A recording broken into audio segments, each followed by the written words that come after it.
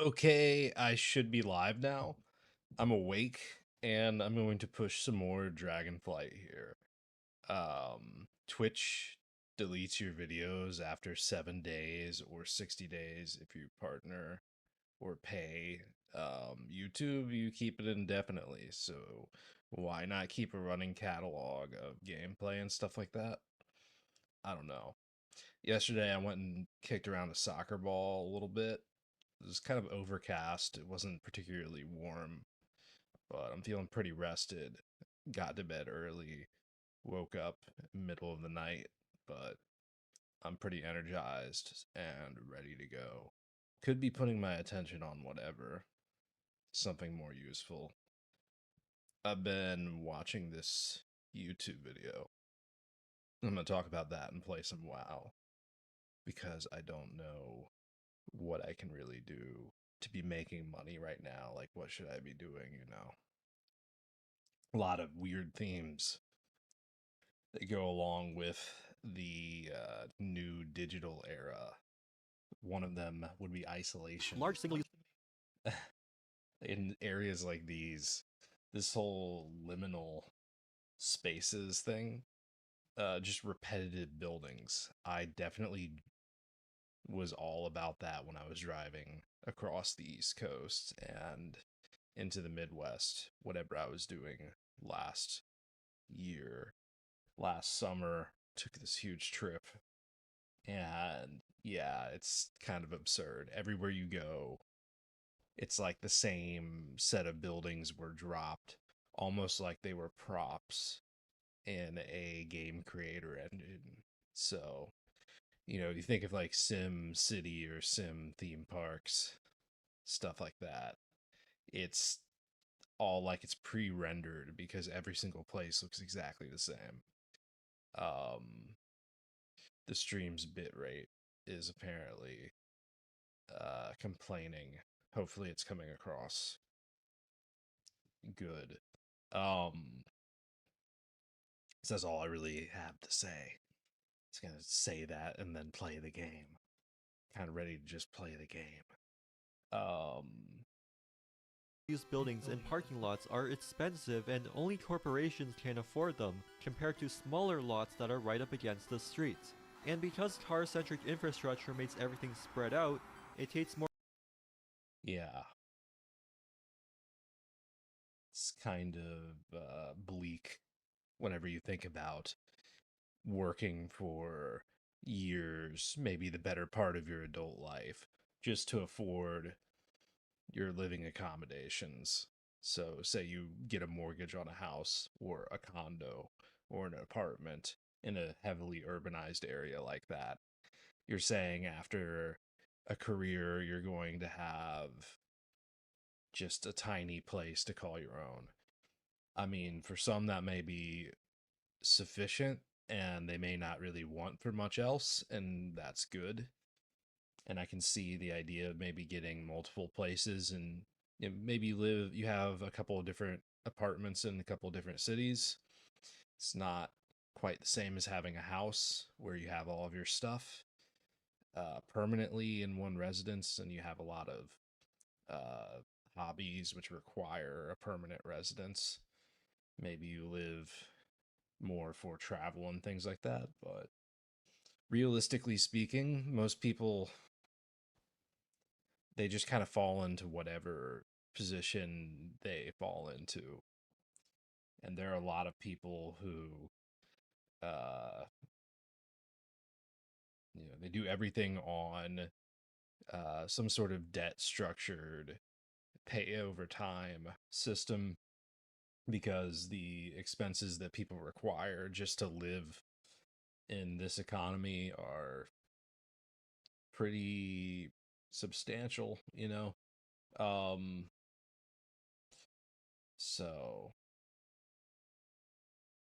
housing and cars and fuel and food and utilities and insurance and all the chores that go along with maintaining these things.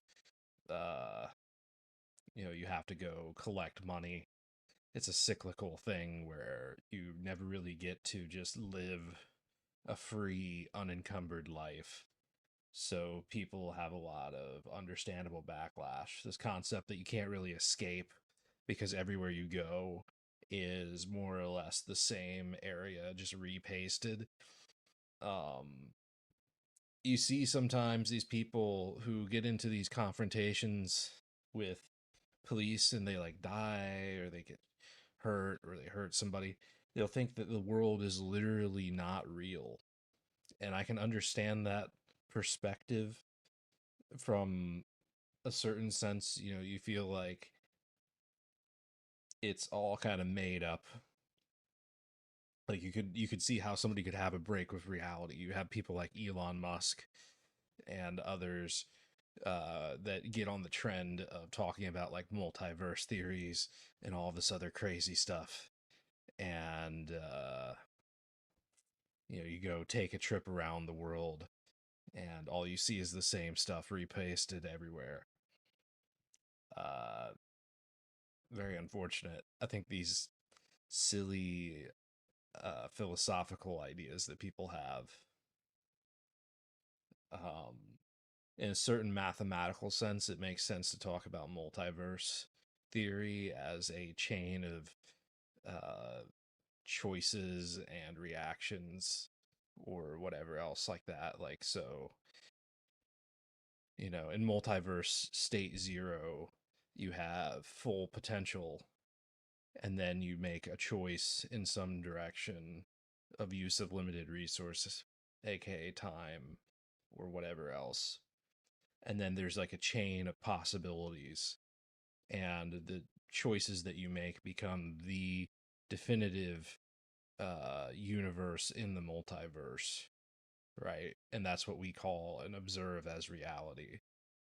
And then you can speak about these like abstract theoretical possibilities in some degree of usefulness about like planning for the future and observing the past to change and improve things or adjust things. Uh, but other than that, it's kind of this overused plot device, sort of like time travel or aliens or any other kind of crazy thing that you could think of, right? Uh, yeah, multiverse. Not a huge fan of that theory. Not a huge fan of uninspired suburban sprawl. It's okay. I'm not going to say I'm like a huge hater. It's really great though at the same time. I think you have to like do certain things to make it better. Like you're not going to get rid of it. I'm not like a radical anti-urbanist or anything like that. These kind of shopping centers are here and they're going to stay around. But one thing for me, I guess, would be things like arcades, like Dave and Buster's.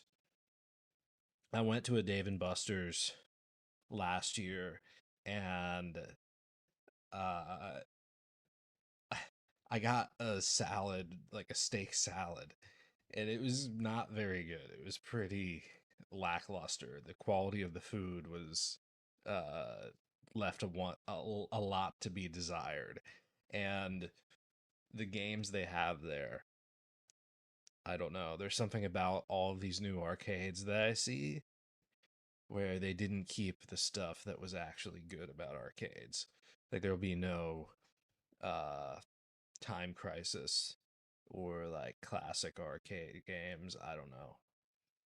Like Time Crisis is like the arcade game. Like it's when I think of an arcade game, a lot of these booths and other things like that, they try too hard.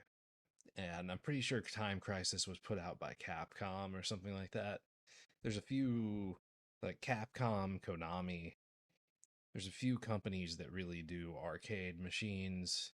They like manage to make the industry not cringe, honestly. Uh yeah.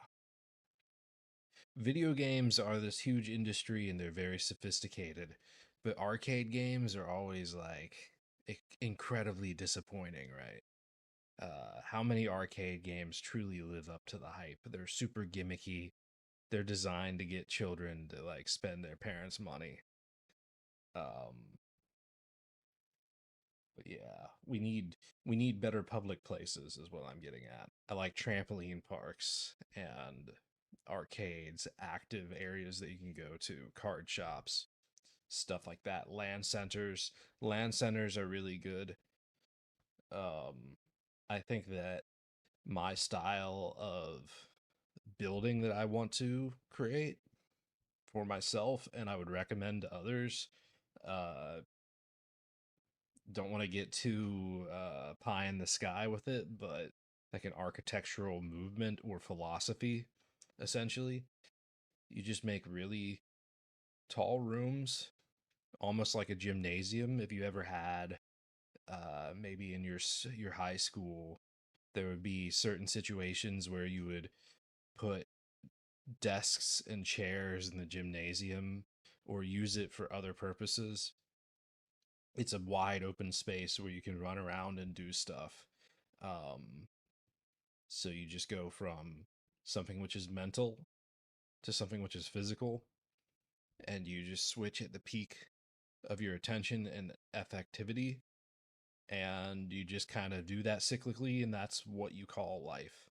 You get a work, uh, like a really serious homework situation, or you can also design office environments like that, just like really large open spaces like that. You could imagine you have a basketball court, and then maybe see this desk. You may not see it.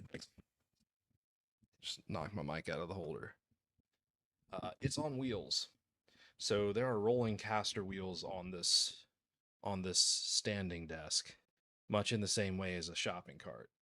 So you can push this desk around the room, stand, sit, get a treadmill underneath it, or a spin bike or something like that. Whatever you want to do. So you get a couple of these things. You put it in a big open space like a gym. You might be, writing some code and having a conversation around somebody's desk. Then everybody goes back to their own stations. And then you go, I don't know, ride your bike over somewhere else. I don't know. Maybe something's going on across the lot. You just have random emergent activities around a wide open space where you have, workout equipment and whatever resonates with the individual. So for me, bongo boards, really like bongo boards and everything else I already named. And there's a lot of other stuff I'd like to try out, like slacklining. Slacklining looks really fun, also really difficult, but I'm up for the challenge. So that's about all I have to say. Um, try to escape. I'm trying to escape mediocrity, and basically everybody is. You want to get something which is transcendental to suburbia and boring routine life, which everybody has to deal with in one way or another. Incompatible. Um, So it becomes more convenient to do all your shopping in one place. People make wants. They're great city. Modern suburbia, on the other hand, is built all at once to a yeah. I can't save everybody else. And I don't know that I have any particular answers, right? Uh, all I know is what would work for myself, what works for myself, and what I want for myself, and what I would recommend for others, and what I would hope for, which is just generally the best for everybody. But realistically speaking, a lot of people aren't going to eat right, they're not going to exercise, they're not going to seek to create active workspaces for themselves. They're not going to finance responsibly and seek good paying positions and do work external to advance themselves to the point where you know they begin to have thoughts like these. A lot of people are just going to like get a house in the suburbs and work a normal job and not really aspire to do anything that breaks the norm, and that's okay and that's fine. I'm not some crusader in that sense about how people need to live. A lot of people will do like advocacy work and they'll start having I don't know, you just opt out. That fanboy that fanboy flicks film, he did a episode on the stuff, which he said which is just some garbage like marshmallow fluff or something like that. uh Everybody was eating marketed garbage and it ended up like taking over their brains or something like that, making them into monsters. I don't know how it went.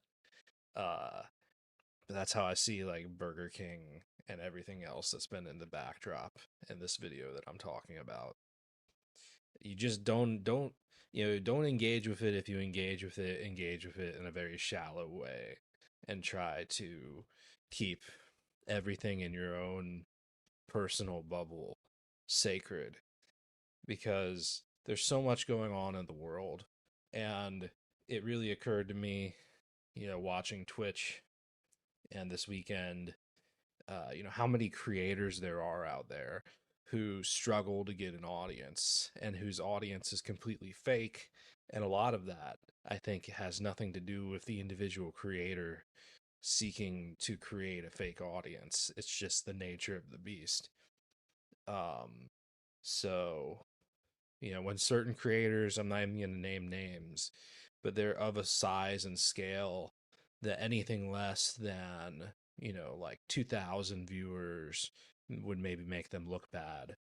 It's like, I would maybe have subtracted 2,000 viewers from my suspected legitimate view count of a particularly popular streamer, which would have still left him with maybe like 300 views. But keeping appearances, people do that. People want to be involved in something where there's a lot of people who make it seem like the information that you're gaining is important or somehow relevant or interesting, like you're a part of something. um but yeah, you wonder how many people these people actually summon to their streams, and then what is their mode or state. They may be paying attention to something completely else on a different monitor, or have walked out of the room, or have left it open on mute. You know, even the ones who are legitimate viewers, how much attention are they really paying you? And what are you actually even really communicating? Are you paying attention to the camera? A lot of people just zone out and play video games on Twitch, which is what it's there for. This is YouTube, though, because we want to store this video. That is why we are here. I did stream like 9. Let me make a uh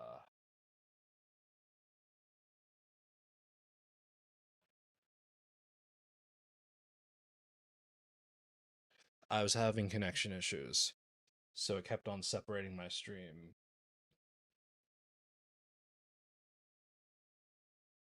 Uh so basically like an hour and 20 minutes, and then one that was 9 hours and 53 minutes. That's a substantial amount of time walking in Burning Crusade, especially since those dungeons, the mobs die so quickly. It really is time walking. Like you're walking through the dungeons. Like you just don't even really stop. You might stop to AoE for a few seconds, but for the most part, if everybody in there is moderately geared, and because they allow 70s to scale down, Some groups, everything just falls over before you can even damage it. It's quick experience. It's pretty fun to just do like a 10-hour stream. Mists of Pandaria releases on May 16th, so I have some time to prepare for that, which I might just do like a 24-hour stream depending on what I have going on, if anything, which is like probably not much. I might just do that. It's fun to push. You have 328% experience, I think was the amount that they quoted. So you level 3 times faster, and then it goes up even more than that. So shouldn't take more than 2 or 3 days of intense playing. So if you take, what day is the 16th? It'll probably be a Tuesday. No, it's a Thursday. So if I took like a Thursday, Friday, Saturday, Sunday, I can probably hit max level and then gear out an entire character in the Mists of Pandaria event that they're going to do. I never played Mists of Pandaria. I did actually. I played one character like the week before Warlords of Draenor released. And yeah, like right before Warlords of Draenor released, I played through the entire campaign in like one night. I played for like 20 hours straight. Did the entire quest line of Mists of Pandaria and like every raid finder and looking for raid. So because I knew that I wasn't going to be able to do it as current content again, and it really got me prepared for Warlords of Draenor, which was a very fun expansion for me. Um, had its flaws like every other. I don't know. They're all pretty good in retrospect. Every expansion is good in its own way. You just can't expect too much out of it.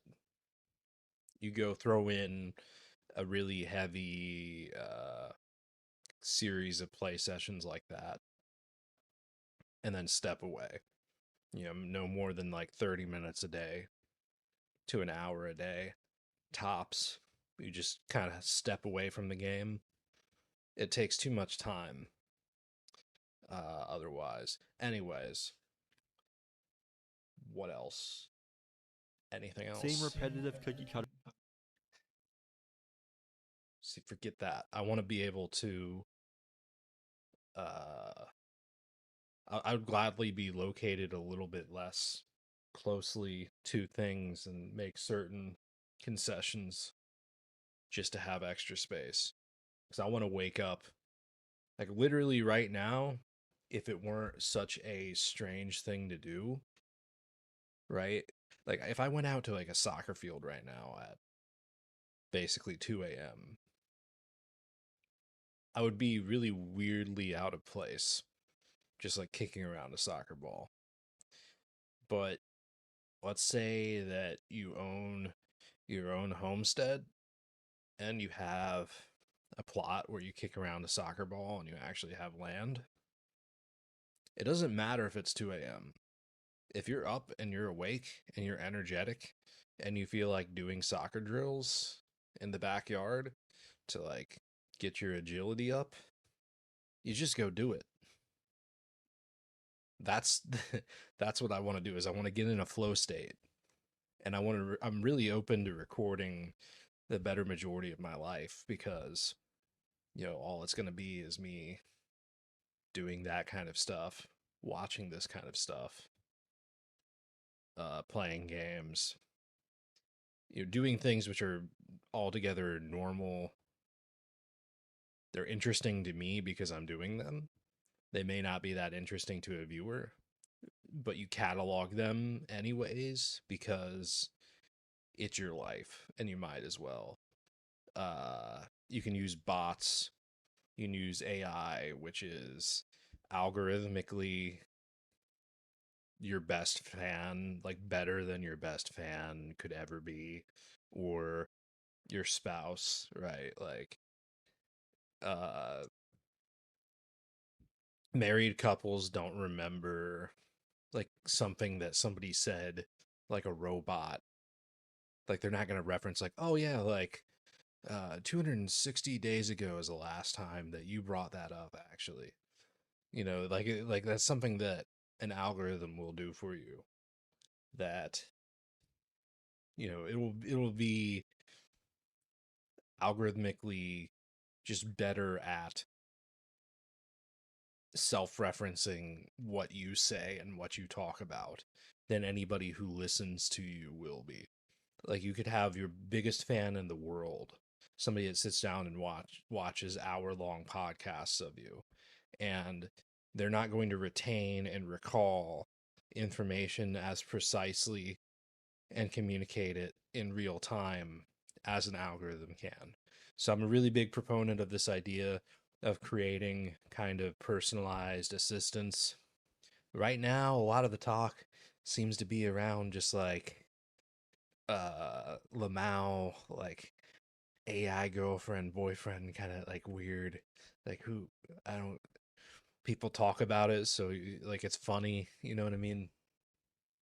Obviously that's not like, it's going to be a thing for some people, but it's kind of irrelevant, weird, sideshow type stuff.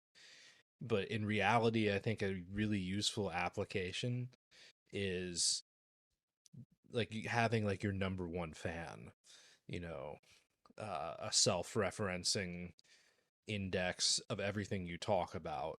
So you talk about anything on stream, and it's creating word associations, mapping concepts, and learning, and giving you recommendations. You know, I can see usefulness in that. And right now, I'm pretty active. Uh, I could totally go outside and bike around, play soccer, whatever. But instead, we're inside. We're in suburbia. Um, I want to get that huge rural uh, building, some sort of hangar, some Morton building, uh, whatever you want to call it, a warehouse, a workshop, a barn, any of these type of things, like a very large shed, even just straight up build a basketball court, like an indoor basketball court. Sometimes you see like two or three or four basketball courts contiguous. That's some really cool stuff. Never say never. There's a lot of space. That's one thing I definitely realized driving everywhere I drove. There's plenty of space to put anything you want to make. If you really, really, really, really want to make something, and you have a reason to do it, and it's a reasonable proposition, it's a realistic thing to do. There's space and there's resources. Uh, I do have. I wrote a script for a daily vlog that I didn't end up making, which is altogether pretty good. I might still use it and make a vlog at some point. Um, and in it, I wrote a little bit about I don't know, about John Locke had these like theories on taking from nature. So basically, you can just take whatever you want from nature because nobody owns it. It's put there for humans to use. You harvest something and you create a good that can be traded. You're doing something good. So like you go pick berries and then sell the berries. That's all good. You can just take whatever you want from nature. Now every bit of land has a deed. There's nowhere to go to just like get away and go take stuff from nature and make your own life. Literally everybody is dependent on some form of currency scheme, right? You have to have some sort of currency scheme and you have to operate within the markets, the labor markets, the markets for every other resource, because everything's been appropriated from nature and has been transformed in some sort of way. Literally, the earth itself. Like back in the era of the original governors of the United States, which John Locke was like among that generation, right? Like James Oglethorpe and all those other kind of people. Uh, all these old statesmen. Um, there were deeds and property rights in America and stuff like this, but the whole 40 acres and a mule sort of thing, the idea that you could just go out into the wilderness and then choose to settle down somewhere and just like start building a log cabin or something like that, right? There's no modern equivalent. Uh so yeah, of course we're going to suffer a lot of uh backlash from that. There's so much insanity that comes with the modern world. I always think about when I see a suburb like this and think about buying into a suburb. Like, what if I got a house in a suburb? This one time, this guy was on the roof with like police surrounding his house. He had some argument with his wife or whatever, and he's literally just like burning down his own house, and he's on the roof with a gun. And I'm just like thinking to myself, how would you like to be in one of the houses that surround that? Like everybody else is like evacuating their houses because their neighbor is like this crazy guy that's like burning down his own house and like dying in a standoff with the police. And you're just like, oh yeah, my neighbor, he seems like a nice guy. I don't know him very well, but uh there you go. Celebi. You know, Sean Hannity owns like 1,000 houses or something like that.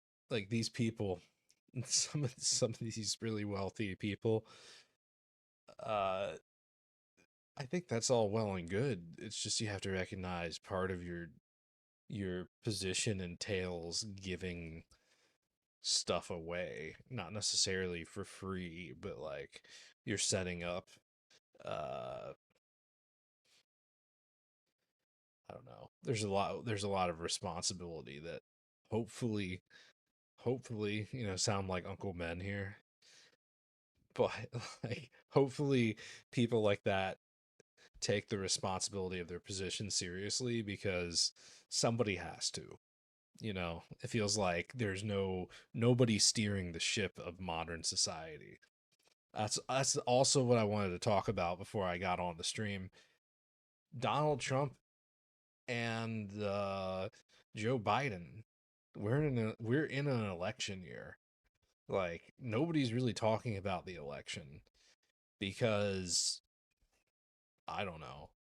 Earlier I watched, as in like several hours ago, last stream, I watched the Lotus Eaters talk about the self-immolation that happened recently, and the guy said that Joe Biden and Donald Trump are planning a fascist coup for the United States, unlike anything anybody's ever seen. And I'm like, well, you know, you go, okay, so that's probably craziness. The guy set himself on fire. But, and you know, I mean, it's just kind of craziness, but you kind of understand the viewpoint. It makes sense when you think about it. It's like Joe Biden is under investigation for everything with Burisma, and uh, you know, he gave that speech at that conference. I mean, he said a number of things which were just incredibly personally damning.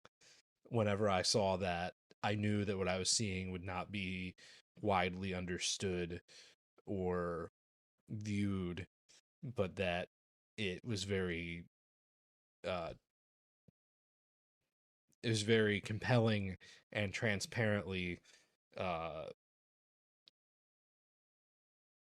I almost hesitate to say corrupt because I don't even think that he was aware. It's like a sort of passive corruption that one wouldn't even think of oneself as being corrupt. He was bragging openly about, ending an investigation and forcing them to change. He got somebody fired, right, over what is ostensibly protecting his son's business dealings, which I don't even know. I don't even want to unpack it all, right? The point being, Joe Biden has, and that was all way before whatever happened with the special military operation in uh, the Donbass People's Republic. Okay. Uh, um, yeah. Everything that's allegedly been going on over there, a lot of which I have seen. Bald and Bankrupt had videos of himself evacuating from Ukraine at the start of that conflict. And that was some really crazy footage. You really did see all these people like running, uh like fleeing an area all in unison. It's quite a scene to see that happen. The images of like, shelled out buildings and stuff. I think it's easy to become uh complacent with the idea of like war torn areas. You see it in media and in video games and stuff like this. And you know what it's like to see a ghost town, but to actually see, like 100,000 people all like shoulder to shoulder leaving an area at once. That's really that's really something else, right? Um there's a certain urgency and unified like struggle, like unified universal indifference, as in the universe is indifferent to everybody. Like nobody wants to be doing the thing that they're doing in that moment. Nobody wants to be like escaping from an area in advance of war. It's pretty garbage. So I don't know. Suburbs, they're okay. They're all right. For a lot of people, they would think it's way overkill, overboard, and they don't even want to. A lot of people don't even want to be healthy. They don't want to exercise. They avoid exercise. They're going to continue to avoid exercise. There's no shortage of people who don't want to live the way I want to and don't have my mindset of like needing this very large area. But I feel like an animal in a zoo, you know. It's like this is kind of like uh if you bought a tiger or a gorilla or something and then you like put it in a storage closet. It's like, no, you're feeding it. It's good. It's fine. But I'm supposed to be like running, miles every day, just messing around, doing other sorts of stuff. Is there not something that's sacred about the way that farms operate? Isn't that just kind of like the distilled essence of what it is to be human? You know, you have daily routine chores, there's a certain pace of life and a cycle of life, and a homestead, a traditional farm, a traditional way of life really demonstrates that, in my view. It is the epitome of what it is to be human. So I want to distill that into its purest essence, what it means to me personally. Everybody should put their own little twist on it, you know. Change the game. Another viewpoint of mine, why make a standalone restaurant? Why do it? Whenever you could make like a land center and a restaurant, or why make a land center when you could make a land center and a restaurant, or why make a card shop when you could make a card shop and a restaurant? Like everything you do, you double up. Why make a store when you can make a store and a restaurant? Everything you do, you make as much use of the space as you can. Restaurants really extend your other business, right? Um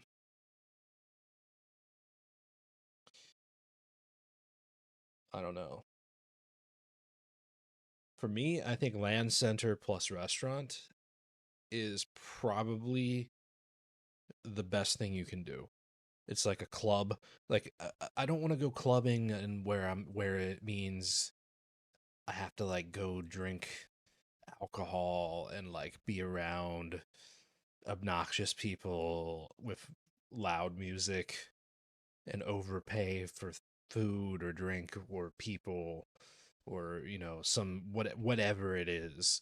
People are taking drugs, there's like social, you know if clubbing means that there are different like ambient areas to like go use a computer. Like, I don't know, imagine you and your friend group, would you rather go get like pitchers of beer, which is what a lot of people do, especially when they're in college. It'll be like cheap. Everybody puts in a small amount. You buy pitchers and everybody drinks. Go drink a couple pitchers of beer, and then you have somebody drive you there and back. Like, why are you doing that? Or would you rather like go out and then like you visit like maybe like 4 or 5 different computer stations and like talk about interesting stuff and do interesting activities? Maybe like, I don't know. I would rather go like on a high ropes course. You ever see those kind of things? Stuff like that. Any any random thing which is like physically active sounds more fun than like sitting around and drinking. Like sports stuff, computer stuff, etc. Um anyways, Lots, you feel exposed and uncomfortable. If that wasn't enough, what are you many supposed to suburban do? neighborhoods have what's called homeowners associations, or HOAs. Town, a place that Like, how are you? So you have a day to spend in an area, because a lot of cities, a lot of, you may have to drive like from where you're looking right now on the screen with this party city and all this other stuff. You may have to drive like 25 or 30 minutes to get to the nearest area that has a competing offering of this smattering of generic suburban outlets, right? Some are better than others. But where are you even supposed to go in here? Like, let's say you have like an afternoon. Your city locally within reasonable driving distance of like 30 to 40 minutes. Like, you have 3 or 4 different outlets, all of which look like this. Um you go to Party City, you walk around and look at random party supplies. Maybe you go get food somewhere, but other than that, there's nothing to do. Go get stoned, go get food, set up random party decorations, or go get some generic Benjamin Moore, what do they do? Is that real estate? Sounds like real estate or taxes or financial planning or something like that. So and you know exactly what I mean. You take like three or four of these different outlets where there's nothing to do and there's no real like lifestyle, which is replacing what would be the traditional like earthen, like down to earth, like you do things on a homestead. I don't know. Out in any like rural area, there's some sort of assumption that if not you, your neighbors are going to have animals. You're going to like spend more time with the people in your area. You're going to go outside and do stuff outside more. That's just what you assume. And we replace that with the internet and TV and all this other stuff, obviously, and consumptive activities.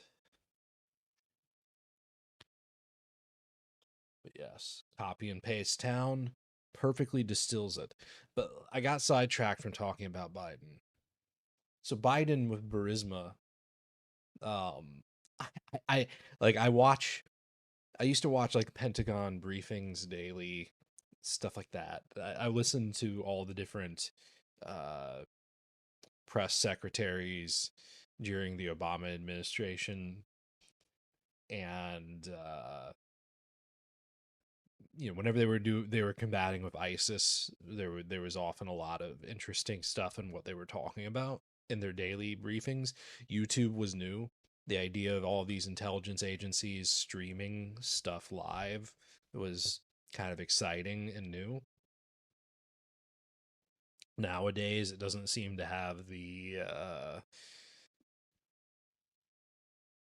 same standard of quality or attention paid to it. It doesn't seem to be as flashy as it once was. They have a lot of C-SPAN type behavior, whereas previously it felt like it was a little bit more elevated than that, right? Um Anyways, yeah, I watched that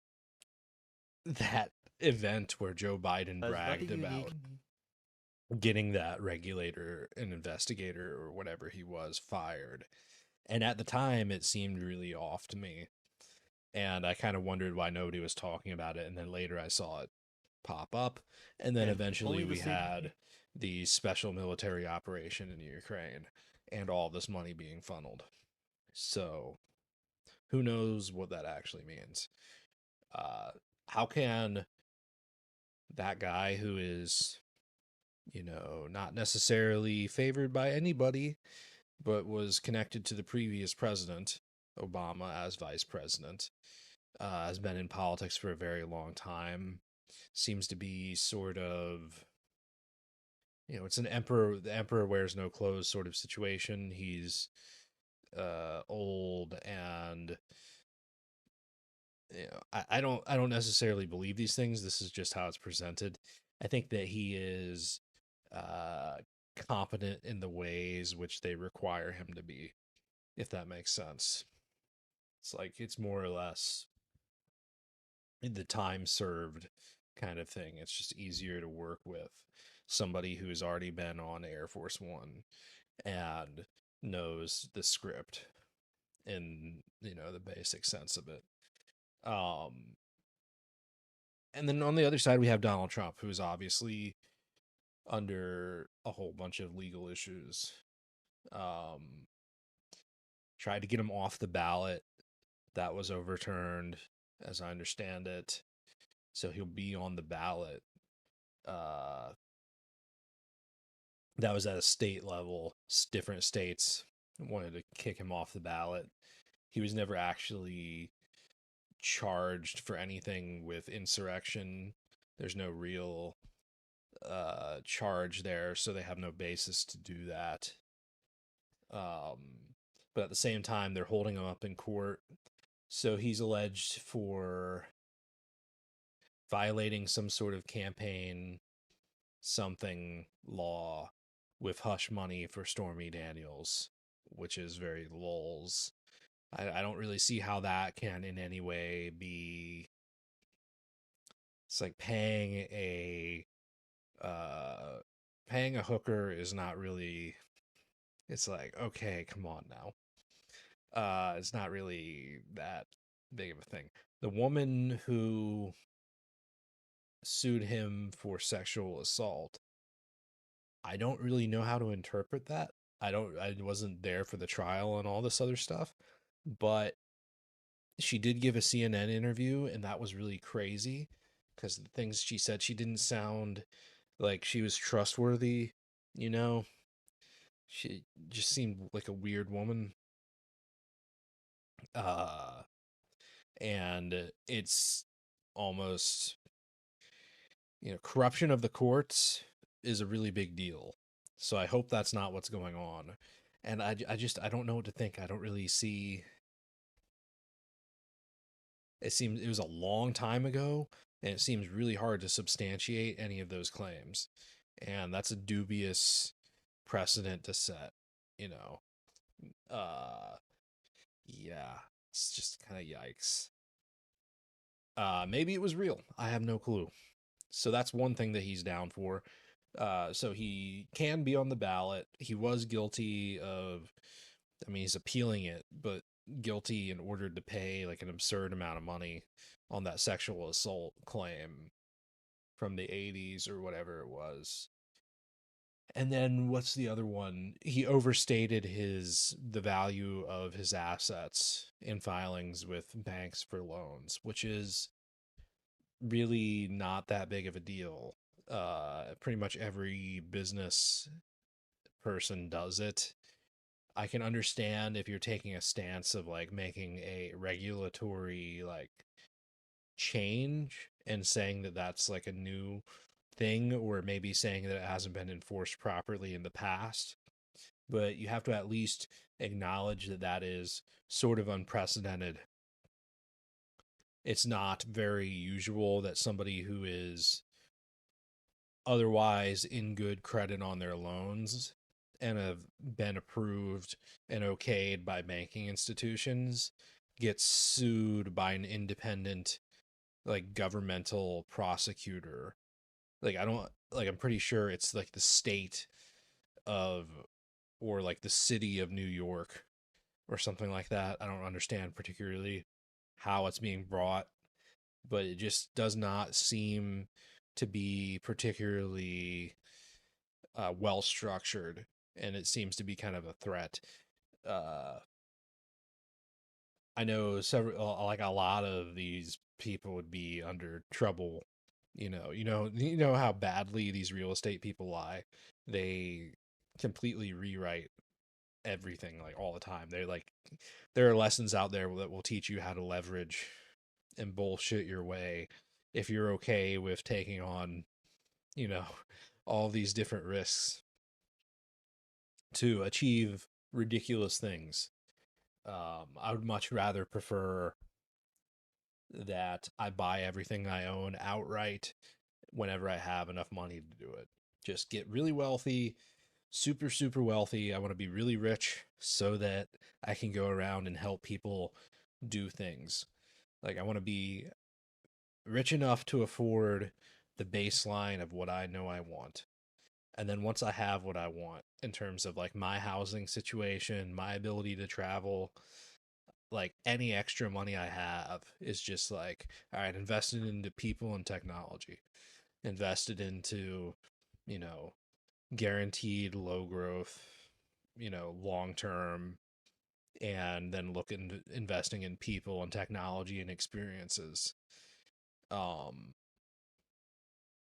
so I want money, but not for money's sake.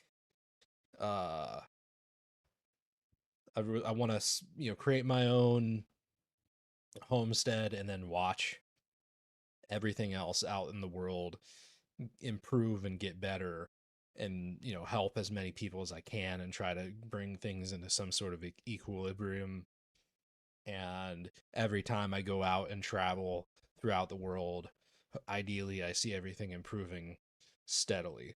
And ultimately, I would hope that by the time I'm an octogenarian, which my granddad lived to be 88, so I use that as like a marker. Like, I want to live to be at least 88, hope for 88, shoot for 88, plan for 88, hopefully get past it, maybe fall a little bit short of it. I don't know, but it's possible.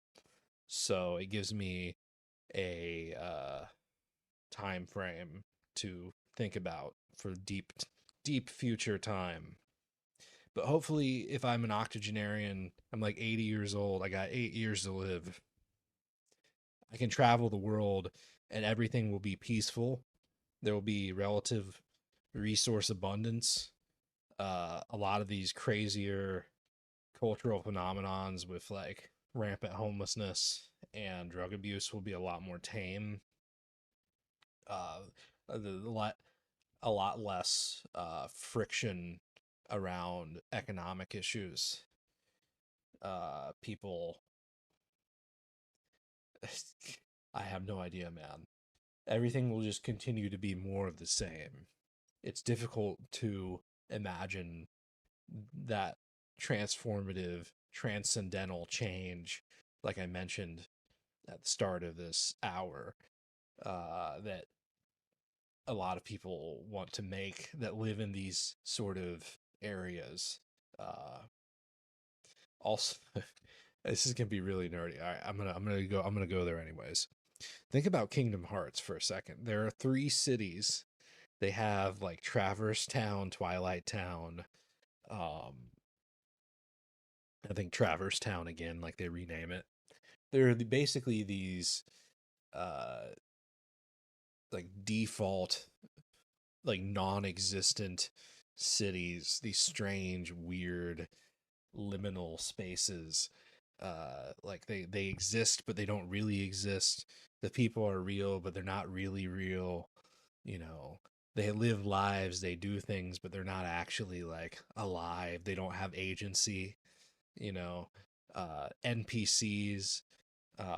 The concept of being limited financially. It's like, well, you have enough money to like, you know, take a trip or go get food or make a purchase, do things within reason, but you don't have the authority to like choose the life that you want to live and then live it. You don't have the money to go make very large expensive purchases or change your zip code, things like this.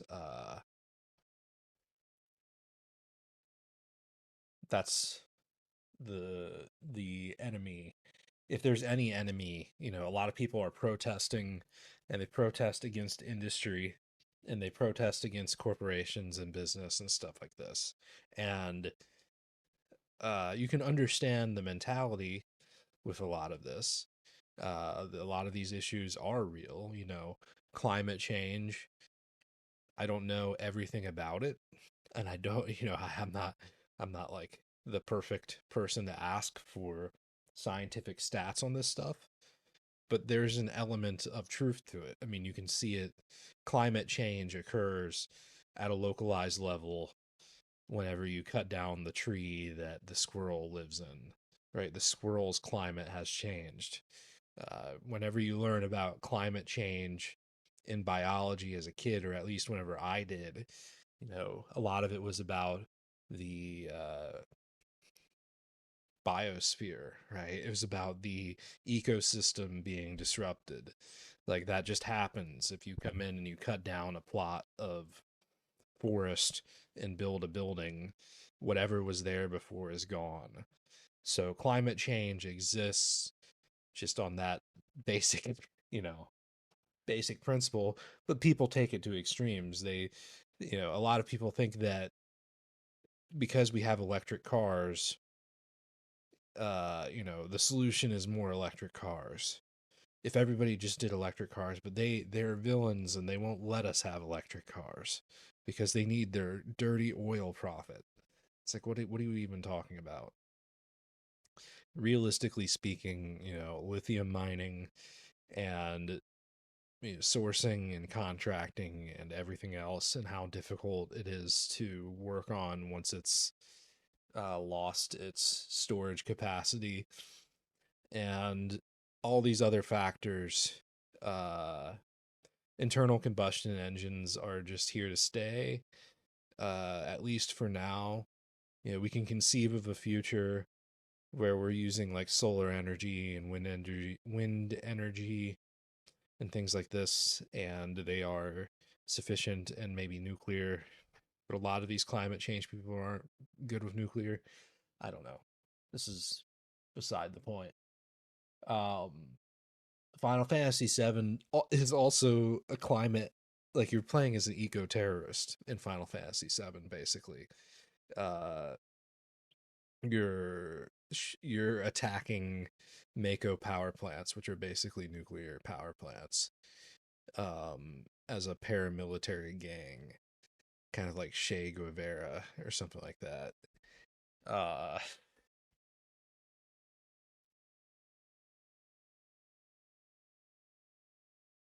so you have to find some line between industry and reality and trying to create a human environment where people can actually be healthy and live up to their natural potential. I don't know that you can do that in a traditional suburban house. I think it's very difficult. I think that a lot of city recreational programs fall short. There won't be a park in the area, or some aspect of the park will render it not fit for purpose. Some areas are better than others, and then even in those areas, the people themselves, they won't want to do the physical activity. The difference between taking, you know, taking a walk and doing a moderate stretching and resistance training uh every day for like 30 minutes to an hour, or 3 or 4 times a week, or however else, could be the difference between, you know, 20, 30 years of your life on the back end of your life span, or, different qualitative aspects of your life. Yet people will just consistently, by the numbers, by the millions, not do anything to be proactive about their health. And yeah, that's the nature of the beast that we're up against. It's it is what it is. Just try to make these centers better. Include activities at every area would be my big. People want to feel like they have something to go do. Axe throwing, axe throwing of all things, is pretty popular. It's getting kind of popular. It's kind of like escape rooms. I don't like escape rooms or axe throwing, but even though I don't like them, I would still say they're like, that's good. You want stuff like that. You want random things that people can do, uh, that are actual activities other than eat food or buy overpriced retail goods that could have been bought online for cheaper. Because that's how it is. It's like, oh yeah, we got the big retail store that it costs like $25 million to build. That's what it feels like. How much does it cost to build a like large retail center, like an Academy Sports or a Walmart or something like where on earth is there really no space? Has it never been done before that somebody has just put a bunch of computers on rolling standing desks in a large open environment like that? Like that has to be a thing, right? Like people, imagine if you had a Walmart and you removed all the shelves, all the products, all the people. It's no longer a Walmart. It's just the same dimensions. It's just a large room. And then put in a bunch of standing tables. This thing is pretty big.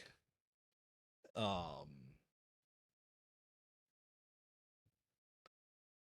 and then imagine you and your friends or whoever else, your coworkers, you get to go run around this huge empty room. Got so much space for activities. That's a quote. I never really watched Step Brothers. I see like clips, people meme it a bunch. It's an okay movie, I guess. Much a fan of Anchorman, which I think Anchorman is actually, we have that on DVD somewhere over here.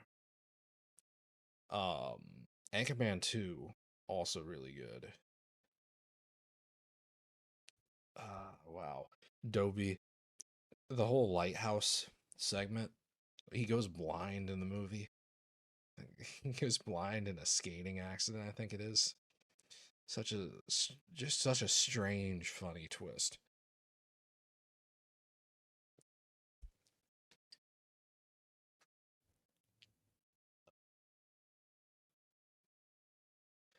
Okay, should I play World of Warcraft then? Same chain stores as the one in one place. This structures incomplete places, and why people feel too visible from the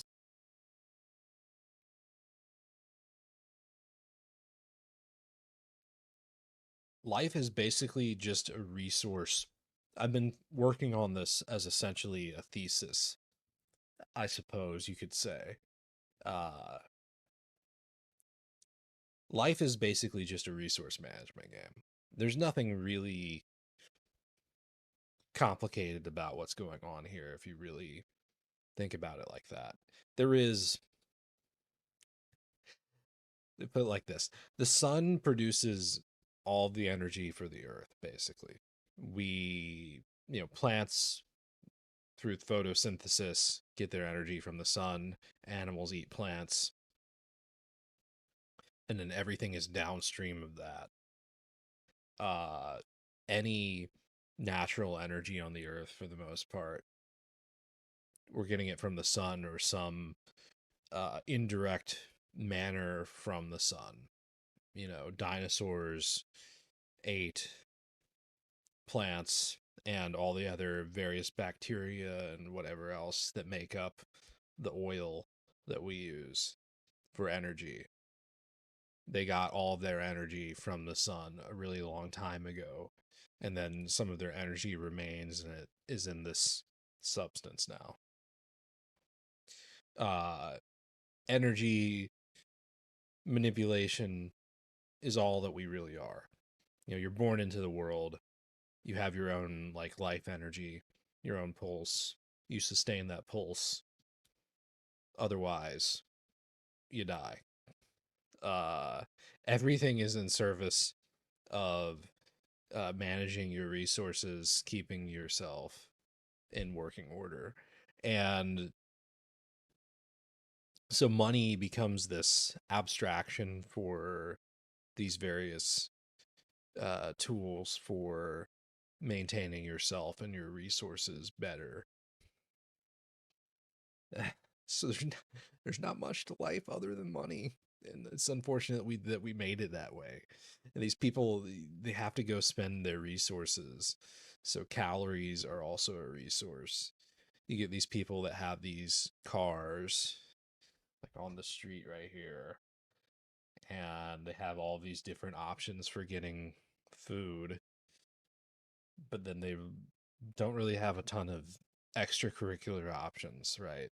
Extracurricular options are go window shop, go eat. Like food is not an extracurricular activity. Like going to restaurants, eating food is not really a hobby, right? imagine eating like a 4,000 calorie meal and then you just go to an office job and you don't walk for like 3 days. Ah, wouldn't that just be the worst? That's how a lot of people live.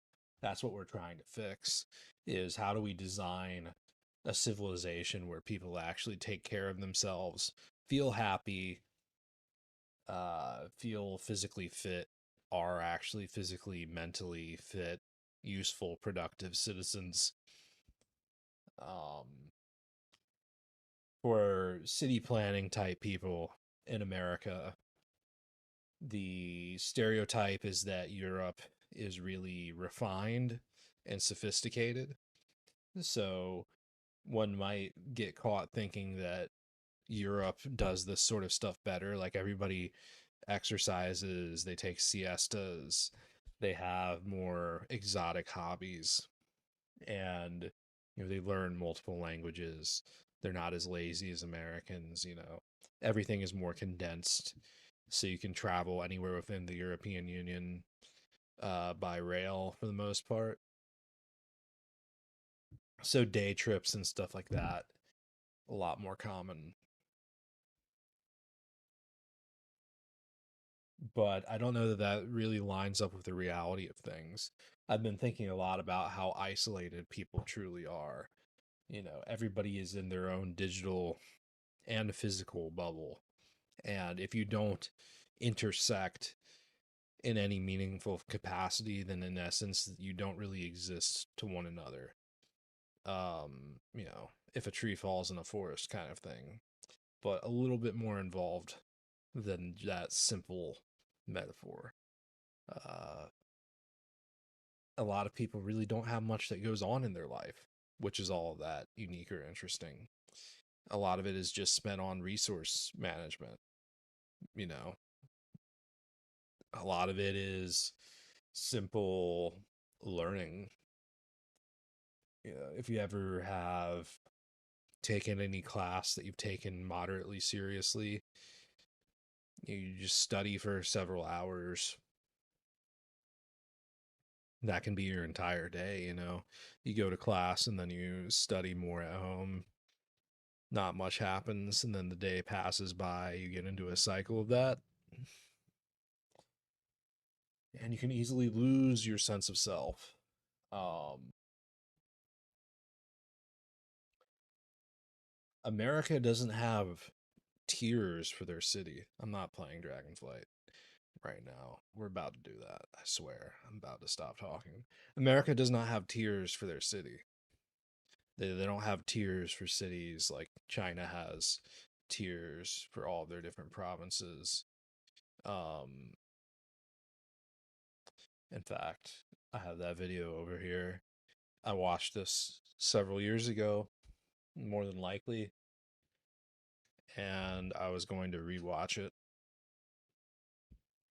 I don't know that it means enough to me to really make it worth rewatching it right now. I feel like I need to give this a lot of attention.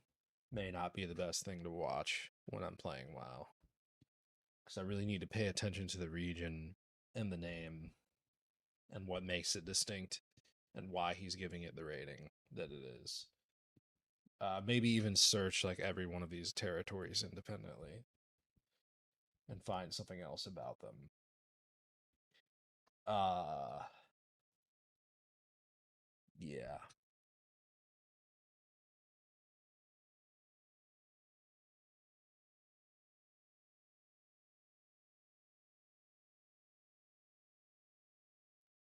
World of Warcraft then.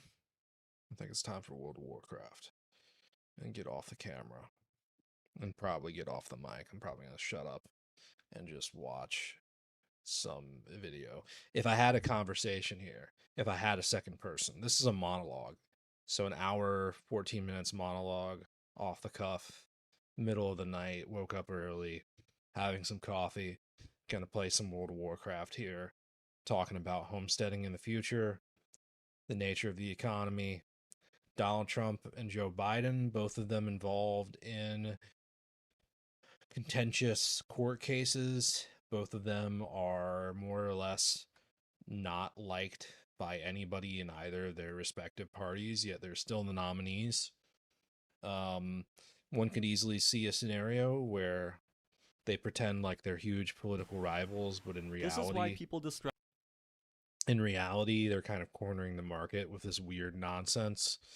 The idea that your leaders are being brought into criminal proceedings or court proceedings, getting sued, whatever else, it could send a message that like nobody is above the law or give a false impression of fairness and accountability. You know, you get a slap on the wrist for the leaders to prove that nobody is immune. uh I don't know, I don't want to get too conspiratorial about it. All I know is that nobody really likes either of these two people. They're both pretty disappointing in their own rights.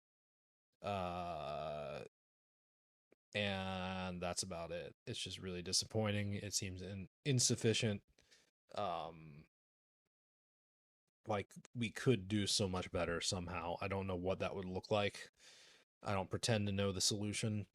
I just know that if the majority are in consensus that whatever is going on is not good or not the best,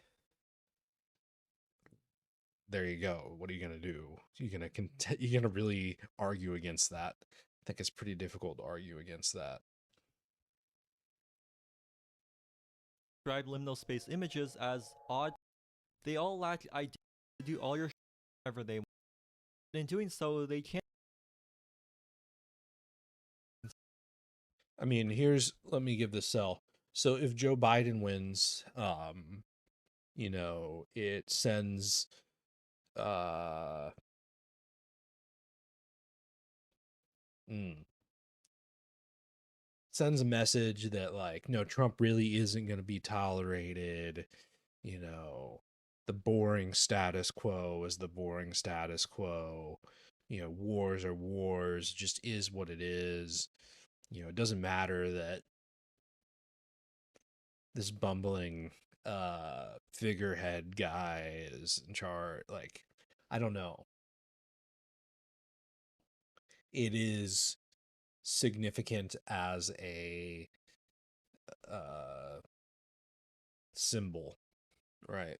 It's a huge symbol of the status of America, this kind of like half asleep old boomer-esque person that nobody is really comfortable with, but is just kind of here by nature of having been here a long time and having a long career in the Senate and as vice president or whatever, right?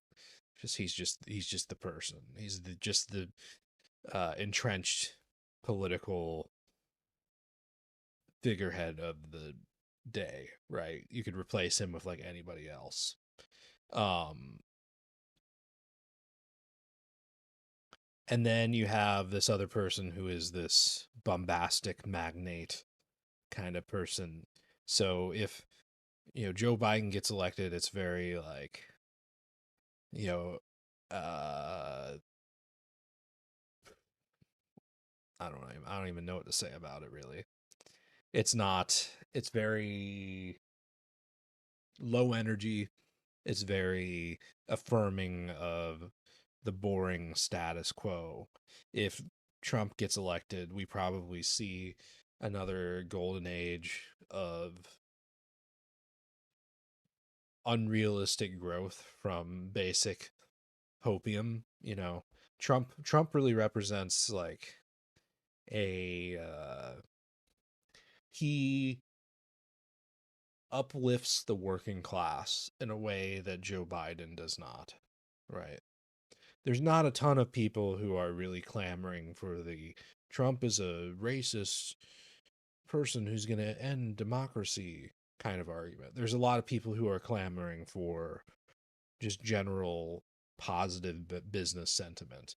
Like, oh yeah, everything's going great. We got tons of money. Everybody's hiring, and the future's bright. There's all sorts of interesting technology, new programs happening. Strength of the dollar is up, and You know, people want that kind of stuff, right? And logical or not, that's what Trump brings. It's like there's a whole wave of people who put way more into the Trump train ideology than is maybe worth. You know, Elon Musk also being part of that, right? And really just that positive economic sentiment from blind optimism. Uh, you know, that's what Trump represents. He's the kind of guy that people see him on TV and then they listen to some smooth talking political person online and then they get a job doing something they wouldn't otherwise, you know what I mean? Like he puts people to work with his narrative and with their methods is how I see it. Like they literally create like the job listings, they do the sourcing. I don't know everything that goes down, but there's been a number of programs. Uh so yeah. Just in general, people when they see a Republican go into office, the stereotype is generally that the economy improves. And then whenever a Republican leaves office and a Democrat goes into office, the Republicans immediately like freak out and pull out their money and then start blaming the Democrats. And then whenever the Democrats leave, they start spending again. You know what I mean? So, um, I don't know how true that is, but that's the stereotype. I don't really want either of these people to be president. I feel like there should be somebody who's 35 years or older who can do a better job than this. Um, yeah, but that's where we're at. I can't believe that we're really this close to an election and absolutely nothing is being said about it. There's not going to be any debates. Imagine an incumbent president refusing to debate their opponent.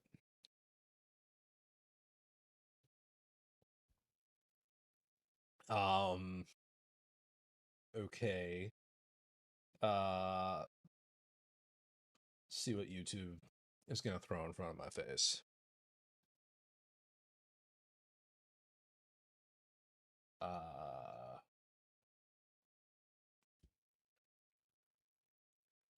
gonna look up the Daily Show. The Daily Show. With little Johnny Leibowitz.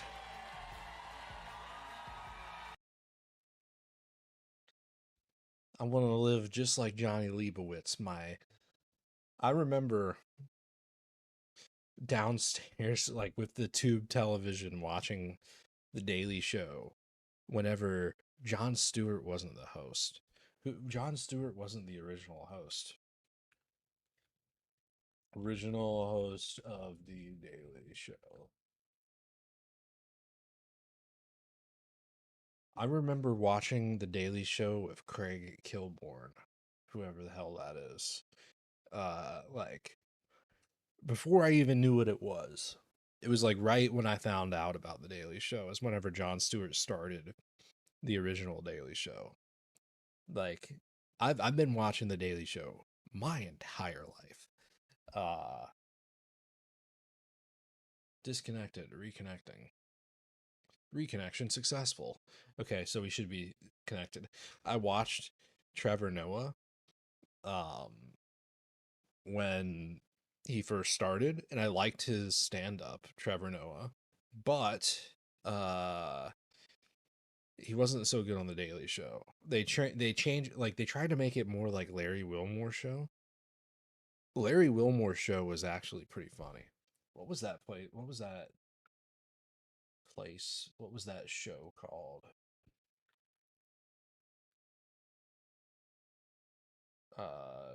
It was the nightly show.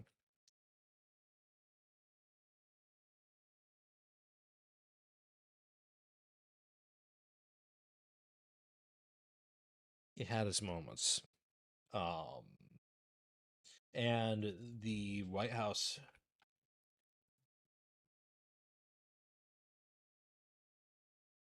Pretty sure that happened this weekend.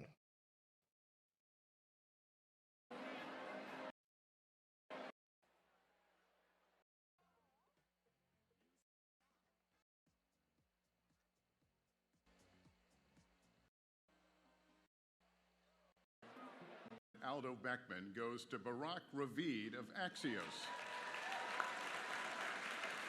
What about? Colorado. I'm very lucky. I'm sincere.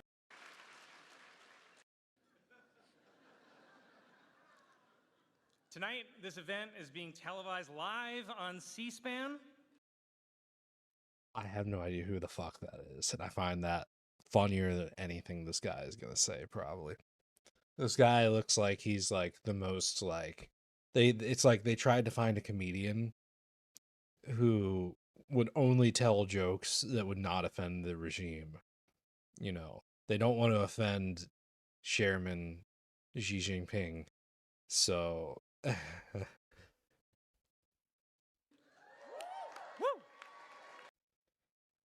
he looks like he's going to tell, like, it's like having Seth Meyers all over again. Seth Meyers was undebatably the worst speaker at the White House Correspondents' Dinner ever. Even the red-haired bitch, that psycho bitch, whatever her name is, I'm sorry, but like, if you know her, she would self-describe as a psycho bitch. So it's just a statement of fact. She did a better job than Seth Meyers. Seth Meyers, I'm sorry, man, but you are the weakest link of late night hosts. As far as I'm concerned, I'm doing a better job than Seth Meyers. CEO worked his way up from son of CEO. If that's how you want to look at me, then I'm fine with that, because that's not the case whatsoever. I will gladly be CEO right now. I will accept the burden of having huge pockets and delegating everybody their unique individual authorities, aka paying everybody. I want to be a billionaire so that I can have a couple $1,000,000 and then give away like the better part of $1 billion, you know what I mean? I want to get really deep pockets for stuff that's not even directly benefiting me. Like, I want to do like reforestation and stuff like that, like crazy stuff that I don't even know if it's going to be viable or work. But you hear about de-desertification. People just go through and they make like a lattice, just like you see sod. You know, sod, they'll make like plastic squares and then they'll like have the dirt and they'll seed it, but it makes it so that it's like easier to hold as an individual piece, just like a big square of grass. Basically just go lay down a giant mesh of fresh seed for grass and stuff like that, and a new layer of dirt, topsoil. And there are certain regions where you might be able to create forests and oases in deserts and stuff like that. That'd be really cool. China talked about doing that in the Gobi Desert. I don't know that they're actually doing that.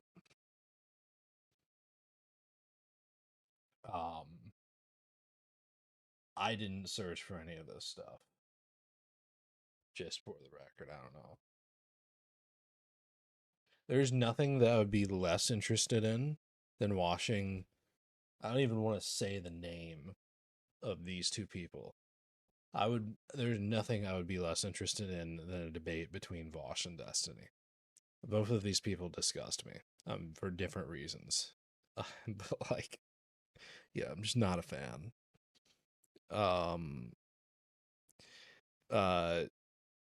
What's Jesse Lee Peterson? That guy. He debated Destiny. That was super funny. You can't take that guy seriously whatsoever, though, obviously.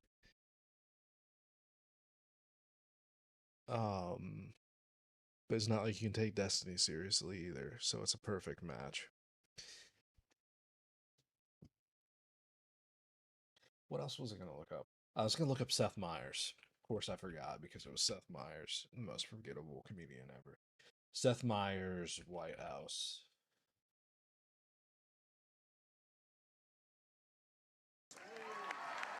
Yellow, even Republican candidates. So he sounds less like a presidential candidate and more like my aunt. And then, of course, there's Donald Trump. Donald Trump has been saying that he will run for president as a Republican, which is surprising since I just assumed he was running as a joke. See, it's stuff like that which really gets,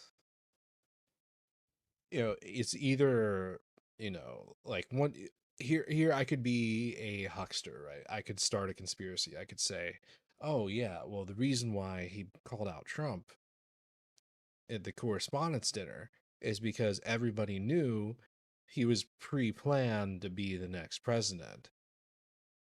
This was like a signaling, this was like a ceremony kind of thing to get people prepared to see this guy as president, right? They're like introducing the character and providing the conflict and the whole narrative of the story.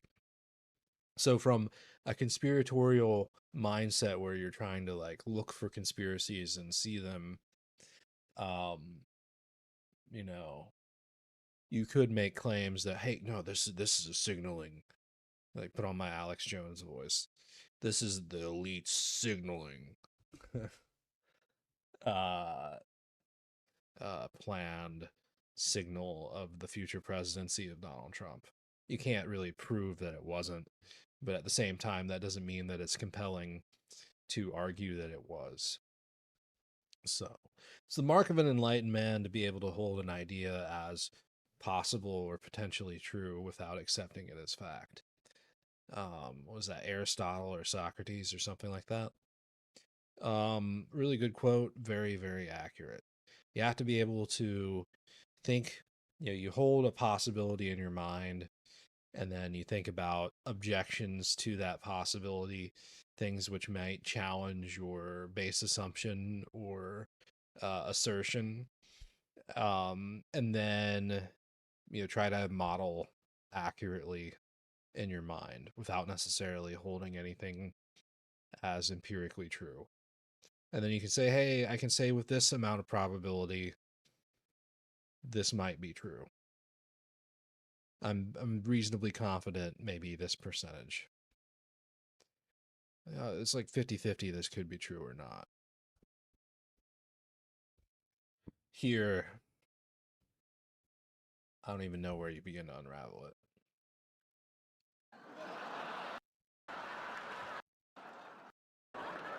Billion from high-speed rail. Joe, come on in.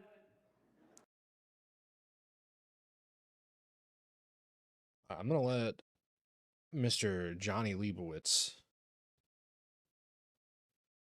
which is what Donald Trump called him, and that is Jon Stewart's real name, by the way.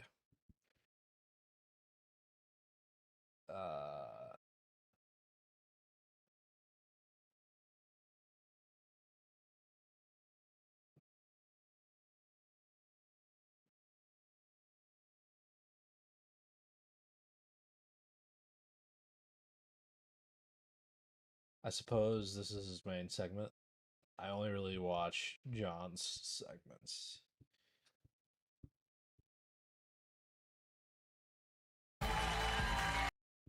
Alright. I'm disappearing and World of Warcraft is appearing.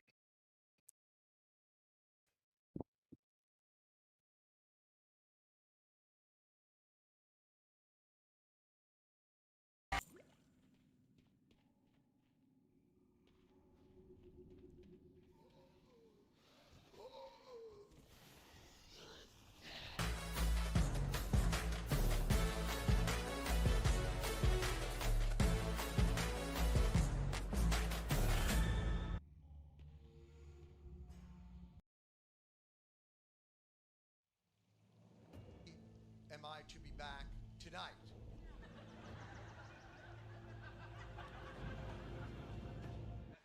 You know, I don't know if any of you have ever had to slog it out one day a week like this. It is, you know, I don't know what you guys do, and listen, this is not to disrespect your work ethic or any of the things that you are, but, you know, it was around 3 o'clock today, 3 o'clock in the afternoon, and I remember turning and looking at somebody and saying, I just don't know how much longer I can do this. You know, because it was almost 4.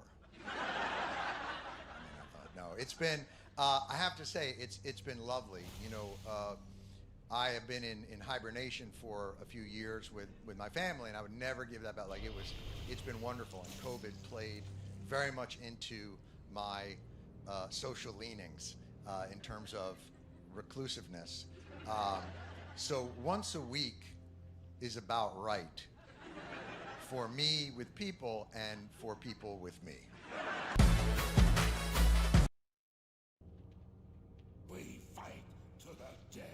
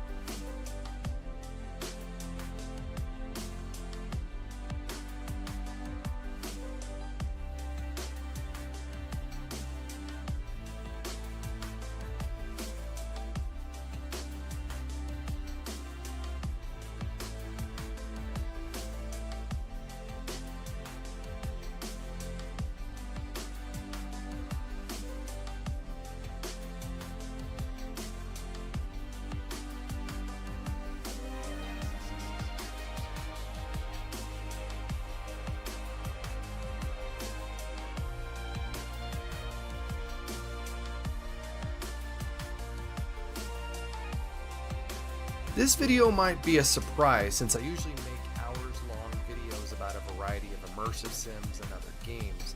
But a few years ago on this channel, I was on a real urban planning kick. I talked about because I wanted to understand the work that needed to be done, especially around pedestrian access and public transit. As they say on the internet, I was orange-pilled by Not Just Bikes, the Canadian transit advocate who moved to the Netherlands, a world model of multimodal transit. Many of us have been activated by his snarky, often angry commentary about how bad North American cities are and how developing or destroying cities for cars has made things so much worse for people and all forms of traffic, even cars. I've watched almost every single episode of City Beautiful, which provides historical context around how cities used to be more walkable and livable, with colorful graphics made possible thanks to Brilliant. Get your first 30 days of Brilliant free by using offer code and practice. If one more person recommends I read Jane Jacobs, I'm going to explode. It's shown me what effective traffic calming and bike infrastructure should look like.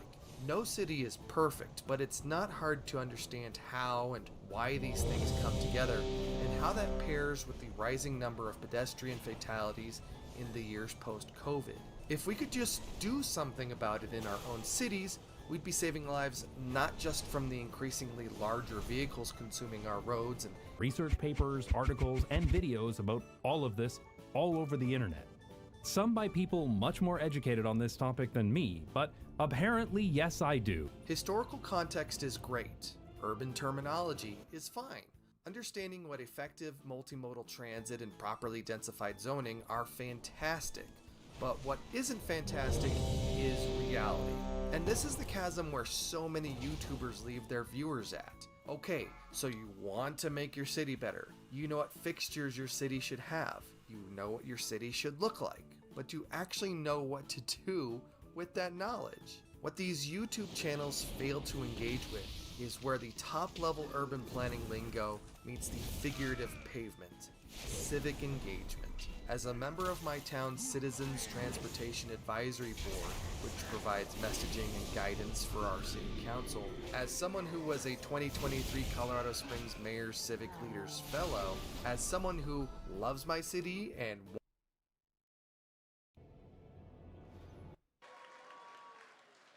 if you're at home watching C-SPAN on a Saturday night, I hope they find your body soon.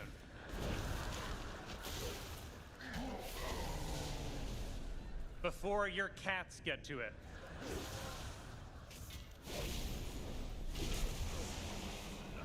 There are so many incredible news organizations here tonight. Also a few credible ones. The Washington Post is here. Washington Post. They were the ones taking your coats at the door. Please be sure to tip. Trump Media is here. Trump Media. Not at a table, just screaming loudly in the corner to no one.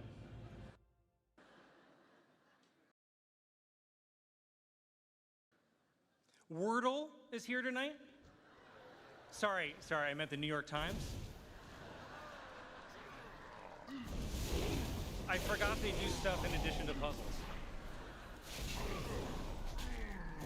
I have to say, it's not a great sign when the only thing keeping a print media company alive are games people play on their phones.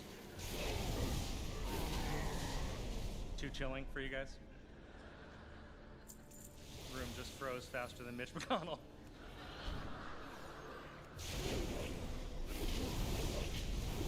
And I have to say apologies to the Times, but as a Staten Islander, I still get all my news from the New York Post.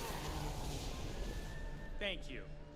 The only paper where the front page always has the same 200-point font, whether the headline is World War III to start tomorrow or Central Park Owl dead in building collision.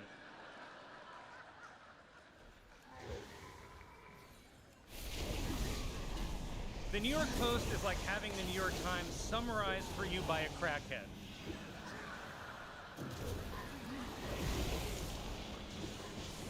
The Times will say, a border deal continues to evade Congress, and the Post is like, these Mexicans are taking my stuff.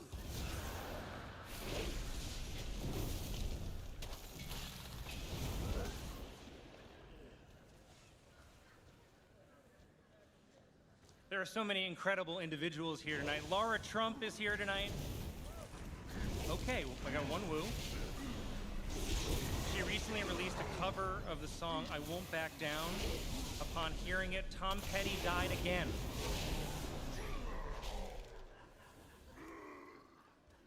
I can't believe I'm saying this to a member of the Trump family, but maybe stick to politics?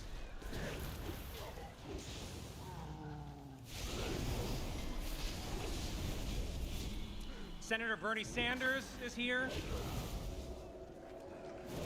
because he's not the type to pass up a free hot meal.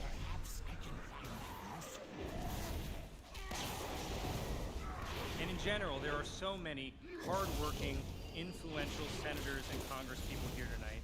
And I just want to say, on behalf of everyone I know, stop emailing us.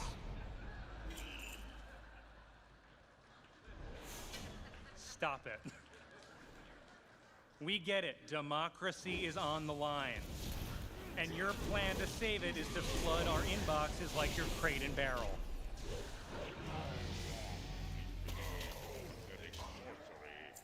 It's also wonderful to be back in Washington. I love being in Washington. The last time I was in D.C., I left my cocaine at the White House. Luckily, the president was able to put it to good use for his State of the Union.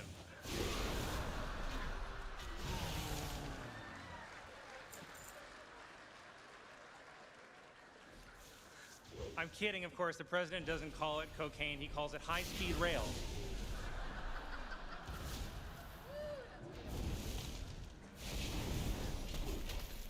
By the way, can you blame the guy for turning to cocaine? He must be exhausted, orchestrating 4 separate trials against his rival, rigging the Super Bowl, and gearing up to steal a second election. Wow.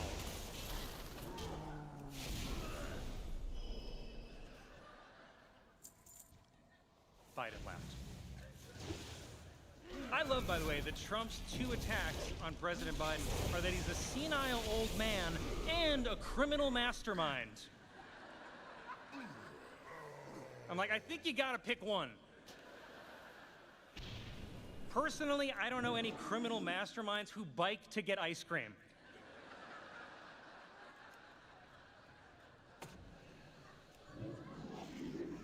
Also, it's not like Trump himself is young and sharp. I'm not saying both candidates are old, but you know Jimmy Carter is out there thinking, I could maybe win this thing.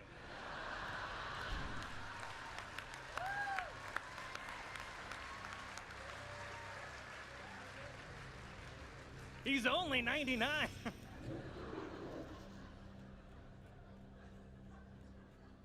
There is an election. There's an election 6 extremely long months from now. So let me see if I can summarize where this race stands at this moment. The Republican candidate for president owes half a billion for bank fraud and is currently spending his days farting himself awake during a porn star hush money trial, and the race is tied?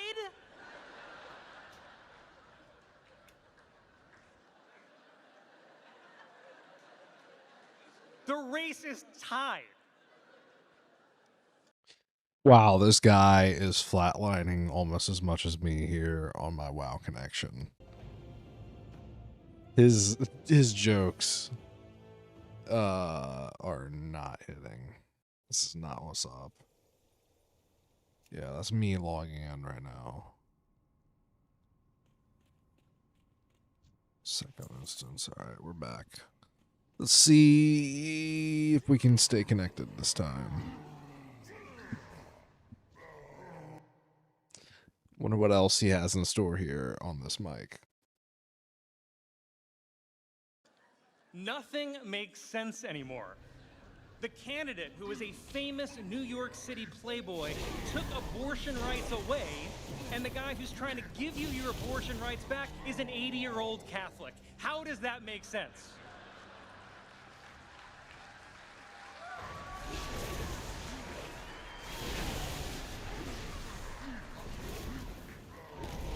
By the way, President Biden, isn't it crazy that he's only our 2nd Catholic president?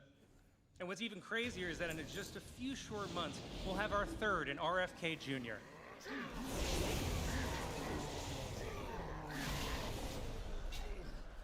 I'm kidding. Like his vaccine card says, he doesn't have a shot.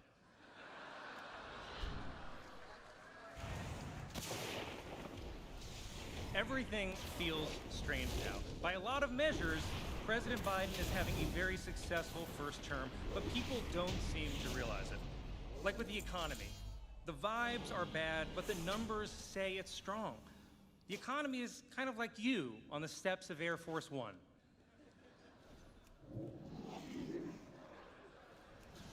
It feels like it's stumbling, but there is somehow upward progress.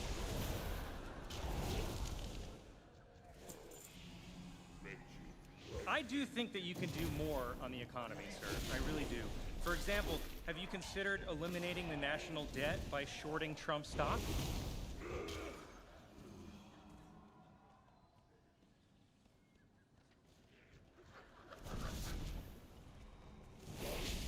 People keep asking if our lives are better than they were 4 years ago. Of course they are. 4 years ago, we didn't have online sports gambling. What more do you need? By the way, that's probably what's keeping the economy afloat. Online gambling and Taylor Swift. Without those, we'd be in a recession right now. The problem is, people are always going to compare your first term to Obama's. But I think there are actually a lot of positive similarities. You both made big strides in healthcare. Obama got us out of a recession, you got us out of a pandemic. Obama got bin Laden, you got OJ.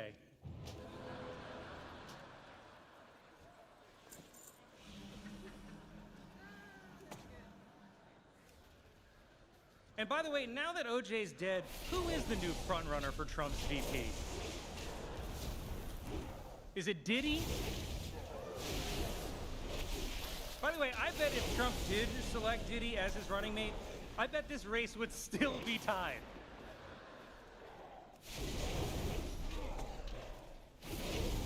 I think even some Democrats say that they're underwhelmed, but I think they're just not living in reality. Manage your expectations, people. It's like tonight. Sure, we all wish we were at the Waldorf right now, but we're at the Washington Hilton. And we have to make the best of it. Just be happy you're not at the airport Hilton.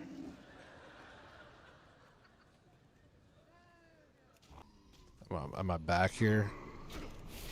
Looks like we're back.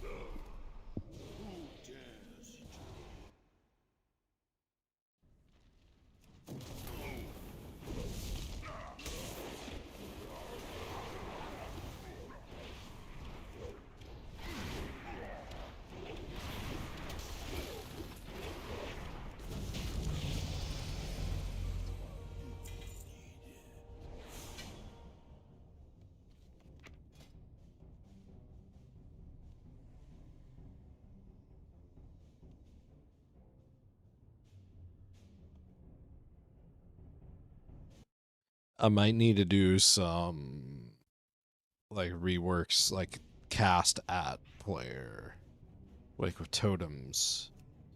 I don't always need this to be a target. Do shift and control. Macros. You see Mactherodon down there, which is a pretty interesting fight, actually. It's fairly involved. It's kind of difficult. If somebody doesn't do their part, they can significantly mess up your raid. I believe it requires everybody to take a turn clicking something in unison. And it's at random, so you can't... I'm probably at DC again. I don't know why I keep on disconnecting. I should be completely good to go on this network.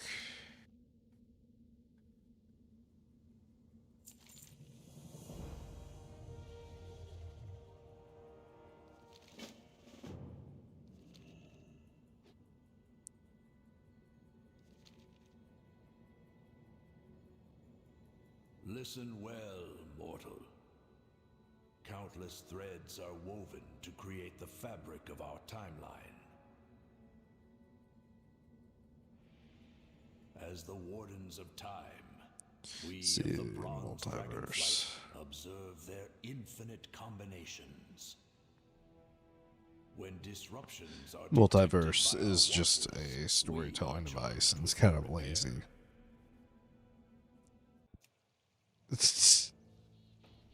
Why did I DC?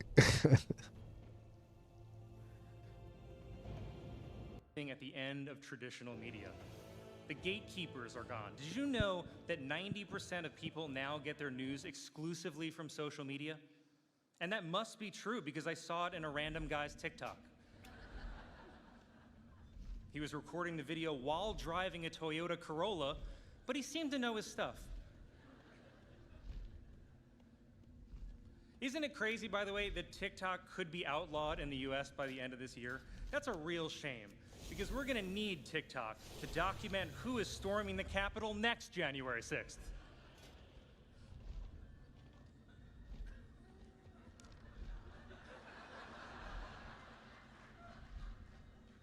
Things are not bad for everyone, though. This may be the worst time in history to be a print journalist. It is the best time in history to be a courtroom sketch artist. My God, the most famous man on earth is on trial and there's no cameras allowed. Just the artists, their pastels, and their desire to make Trump look as bad as possible. Every sketch of Trump looks like the Grinch had sex with the Lorax.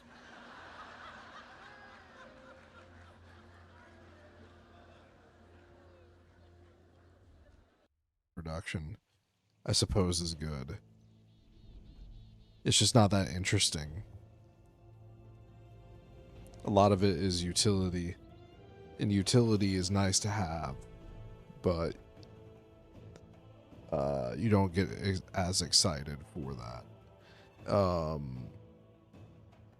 Let's push my Warlock. Warlock is like among the best. Really like this class. Probably going to DC again.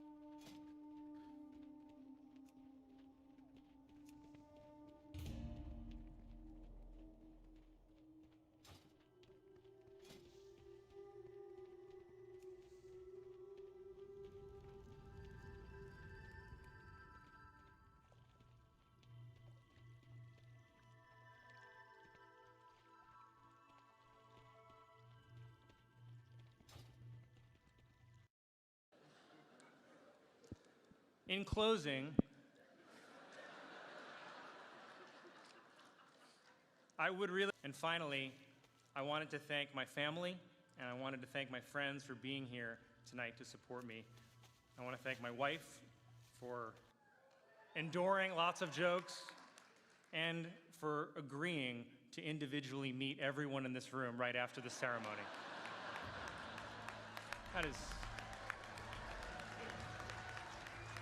That's really special, honey. Thank you. Don't be shy. Come right up. She hates privacy.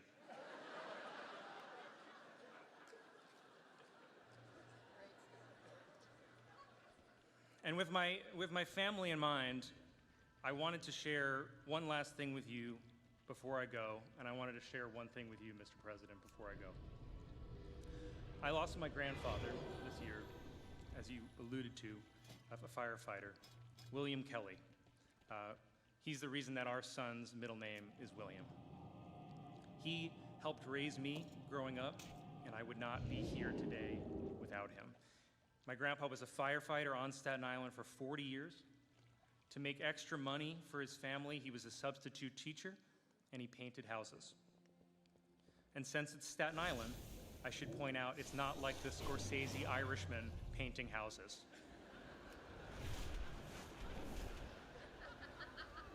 He was not a mafia hitman. He actually painted houses. The FBI is here. I don't want to start a whole thing. My grandfather was another rare Irishman who didn't drink. because he lost his father and his brother to alcoholism. And I swear, Mr. President, this is not an age comparison. You remind me of him. Some of your best qualities remind me of his. And I will say, he was 95 and he was still great at stairs. I think it's because he didn't try to run up them.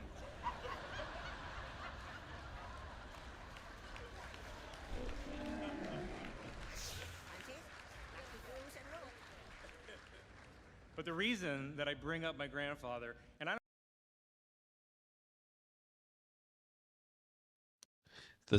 this guy doing this comedy is so remarkably unremarkable. You know, this is just the most bland, generic, non like there was a time when there was people would take real jabs of the rebel quality of comedy in this. It's like, all right, we're gonna tell a few jokes here, but let's not get too rowdy, okay, guys? I don't know if you realize, Mr. President, but Staten Island firefighters are not normally your demographic. Staten Island voted about 70% for Trump in the last election, and the other 30% was for Giuliani.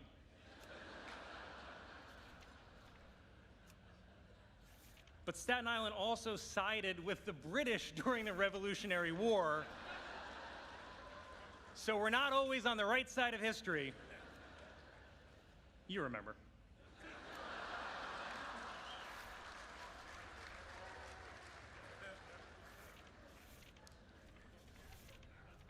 But my grandfather, a Staten Island firefighter, voted for you, Mr. President.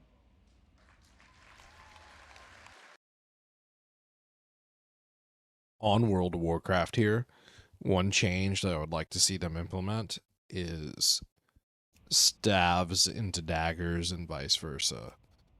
Offhand, you know, I think that doesn't really change much, you know. Warlock is only really dagger. And also, it would be really nice if fist weapons were always visible. So fist weapons could be sometimes made. I know that might look weird, though, depending on... It looks strange whenever they're not visible. Of course, we're disconnecting all over the place. Maybe it's something with World of Warcraft itself. I haven't had this kind of issue for a long time. WoW. Farewell, friend of the Grummels. I can't even play the game like this.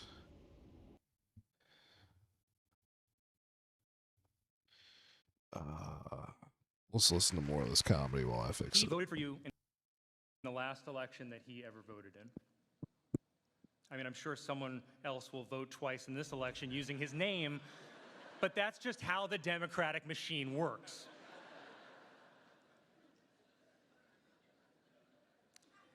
He voted for you, and the reason that he voted for you is because you're a decent man.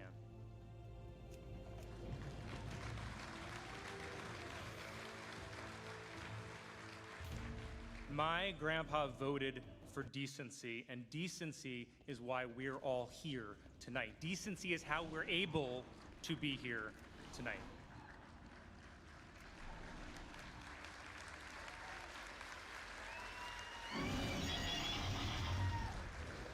Decency is how we're able to make jokes about each other and one of us doesn't go to prison after. We go to the Newsmax after party. If you mess with Bellfire, you get burned. And when you look at the levels of freedom throughout history and even around the world today, this is the exception. This freedom is incredibly rare, and the journalists in this room help protect that freedom, and we cannot ever take that for granted.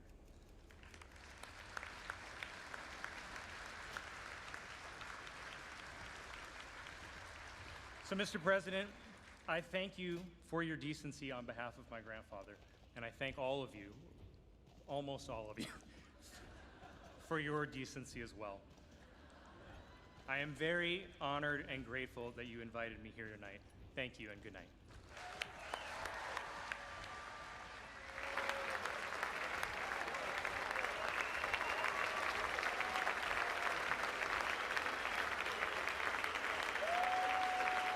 Thank you, Colin, and all of our speakers tonight, especially you, Mr. President. Thanks again to our executive producer, Bob Bain, and his excellent team. Thank you to the Washington Hilton. Really, thank you to the Washington Hilton. I am forever grateful to our members and to Comcast, NBC Universal, my home at NBC News. Thank you to our board, and good luck, Eugene. I hope you had fun. I had the time of my life. Good night. Ladies and gentlemen, please remain in your seats until the President, Vice President, First Lady, and Second Gentleman have departed. This has been Scott McFarland speaking for the White House Correspondents Association. Thank you, and good night. And that's the White House Correspondents' Dinner. Thank you, Brad. Thank you, Brad.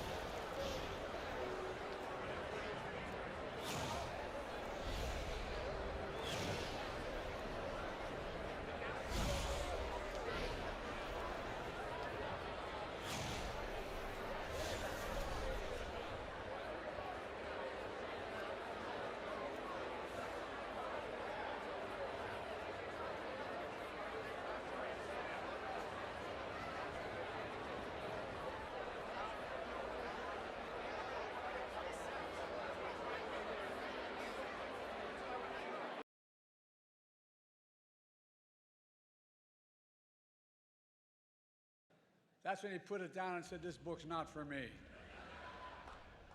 Look, being here is a reminder that folks think what's going on in Congress is political theater. That's not true.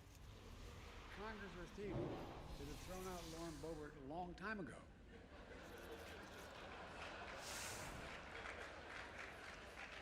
Now, to all my friends in the press and Fox News, some of you complain that I don't take enough of your questions. No comment.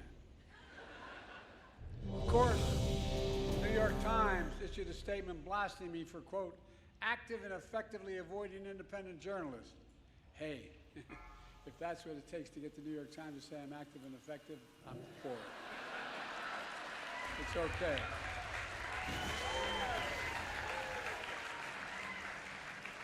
I have higher standards. I do interviews with strong, independent journalists that millions of people actually listen to, like Howard Stern. And I know you're looking around and saying, this guy's been doing this for 50 years. He's had his moment. Give someone else a chance. To say that, I say, Lauren, ignore the critics. Ignore the critics. Lauren's a great friend who's had 8 comedians play me over the years on Saturday Night Live. 8. Who the hell says I'm not a real job creator? Look, Lauren's had even more comedians and actors joke about me. Like the funny guy in Weekend Update, Michael Che. He's hilarious. Scarlett Johansson, you did such an incredible job in your State of the Union rebuttal. You should be Weekend of the Week. Clearly, you're the funny one in the family. Look, folks, on a serious note, in addition to marrying up, Colin and I have another thing in common. We both find strength in family. I got to spend some time with his family yesterday in the overall. Colin's dad was a high school teacher in Staten Island, and his mom is an incredible woman, a family of firefighters, was chief medical officer in New York City Fire Department on 9/11. As a doctor, she rushed to ground zero, risking her own life, treating and saving fellow first responders. Rushing into danger for others is my definition of patriotism and heroism.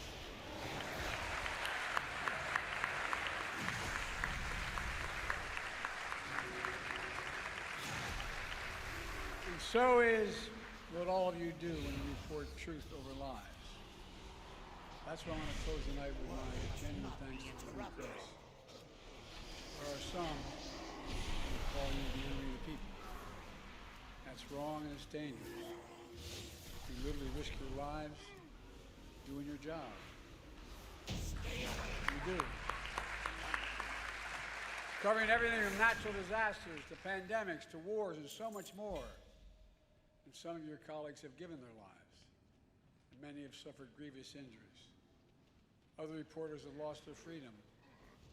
Journalism is clearly not a crime, not here, not there, not anywhere in the world.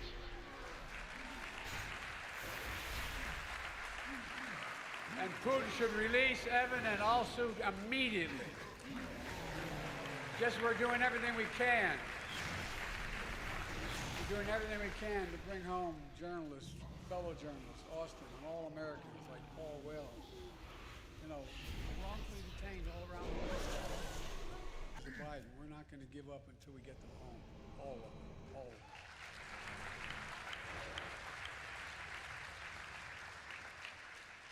On the third anniversary of January 6th, I went to Valley Forge. And I said the most urgent question of our time is whether democracy is still the sacred cause of America. That is the question the American people must answer this year. And you, the press, play a critical role in making sure the American people have the information they need to make an informed decision. A defeated former president has made no secret of his attack on our democracy. He said he wants to be a dictator on day one, and so much more. He tells supporters he is their revenge and retribution. When in God's name have you heard of another president say something like that? And he promised a bloodbath when he loses again. We have to take this seriously. 8 years ago, we could have written off this Trump talk. No longer. Not after January 6th. I'm sincerely not asking you to take sides. I'm asking you to rise up to the seriousness of the moment. Move past the horse race numbers, and the gotcha moments, and the distractions, the sideshows that have come to dominate and sensationalize our politics. Focus on what's actually at stake. I think in your hearts you know what's at stake.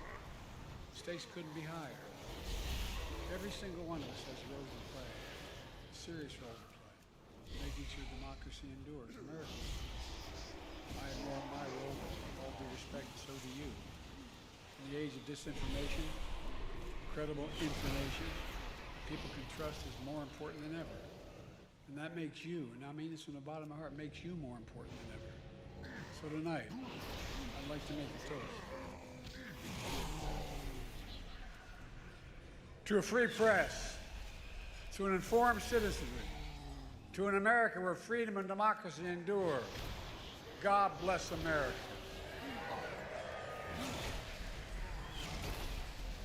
Now, I'm going to turn it over to Kelly, then you'll hear from a real comedian. I think I know what I'm in for. You know, Colin Jost has taken aim at me before with a joke. Like saying, after winning the South Carolina primary, Biden barely edged out his closest rival. Time. Colin, when I win, I'm going to have a whole hell of a lot of time. And I'm going to be watching, pal. Kelly, back to you.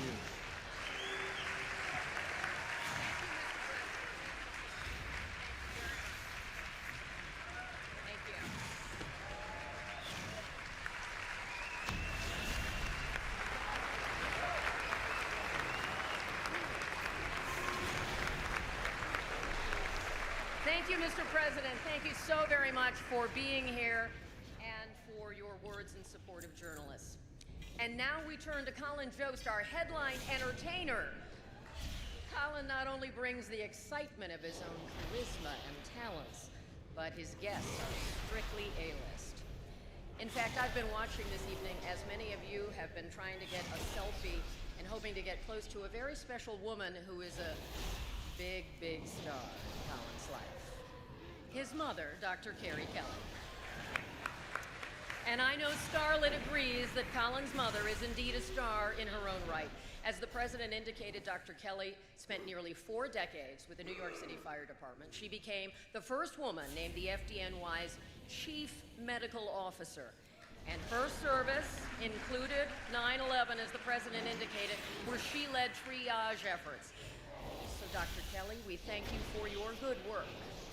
And as his mother, you know, yes, Dr. Kelly and Mr. Jost, as you know, Colin shares a lot in common with many of us here tonight. We're all fans of Scarlett Johansson.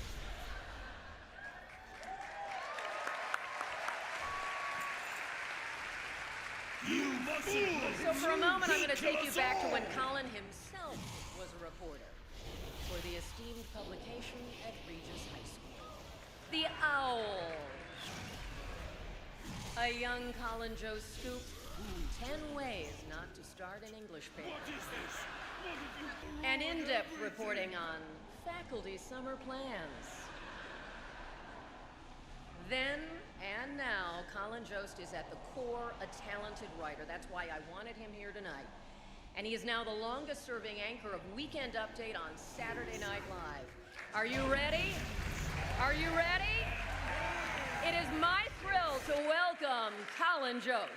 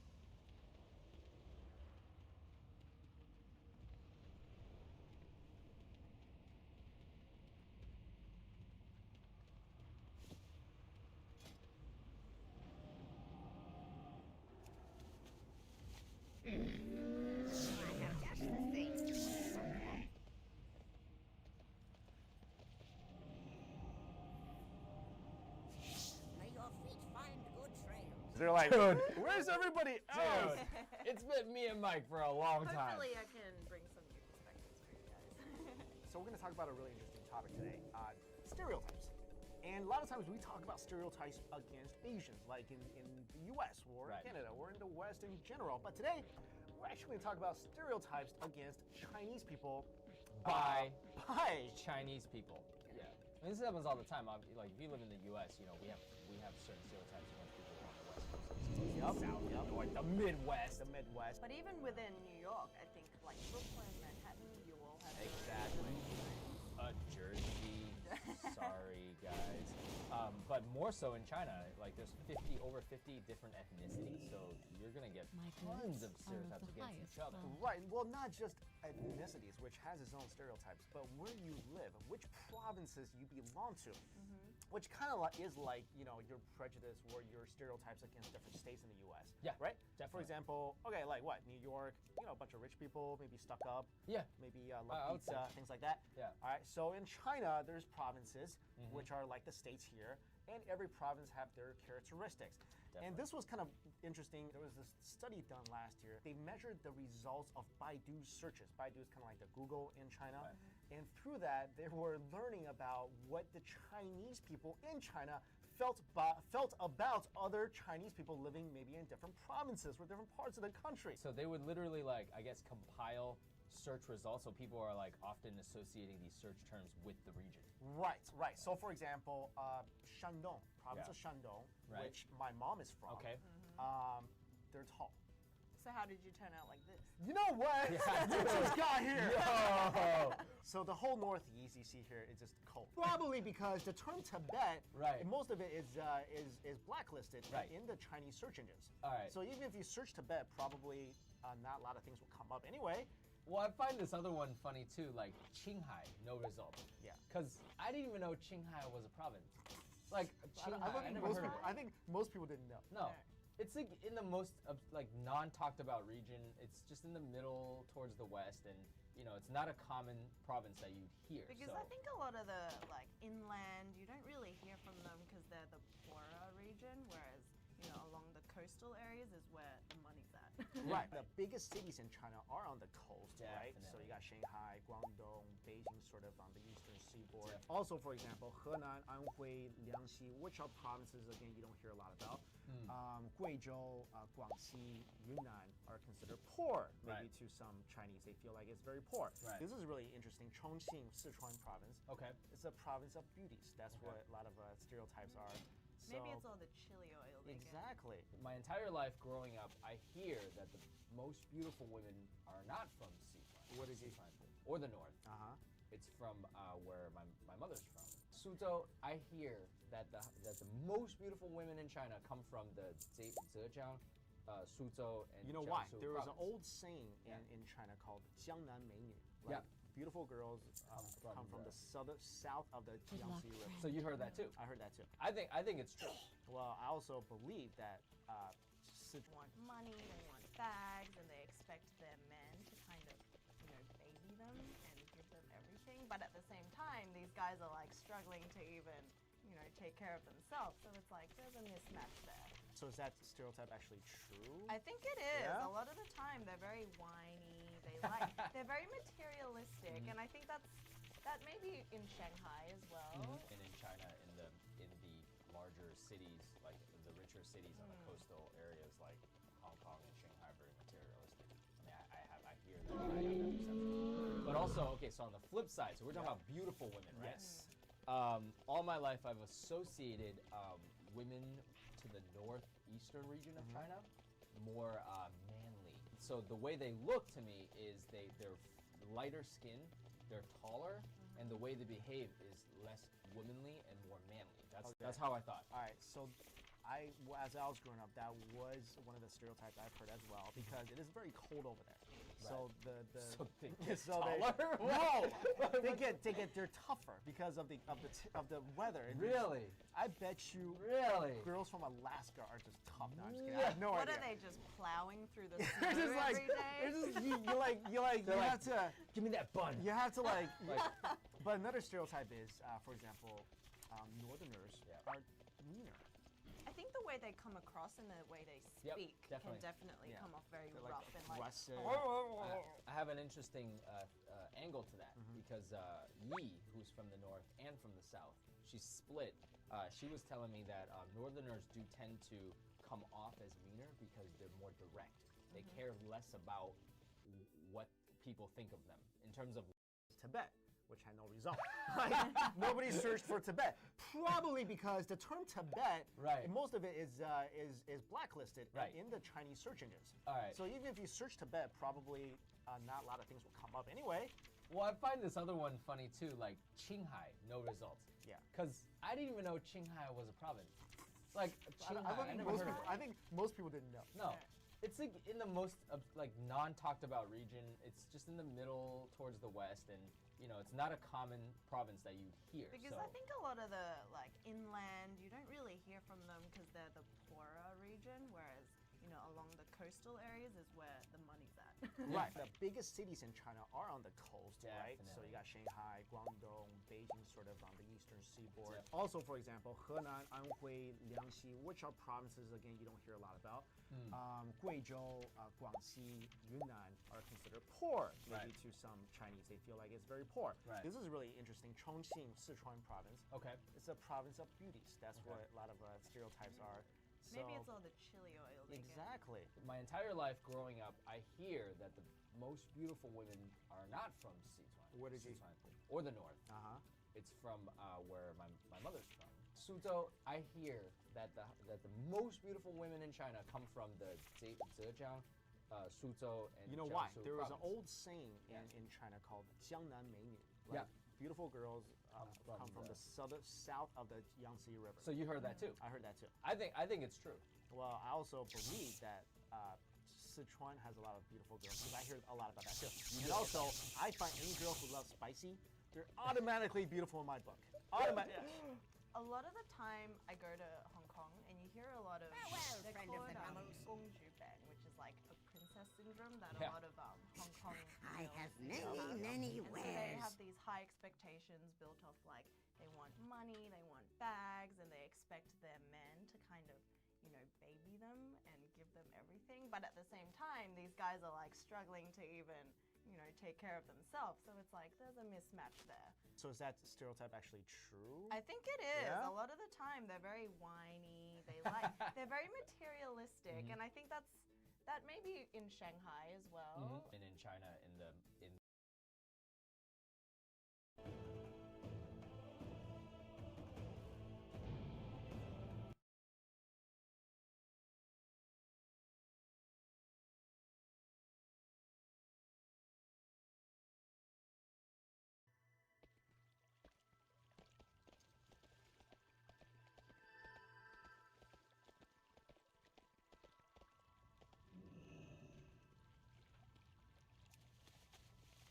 I have just the thing, Wanderer.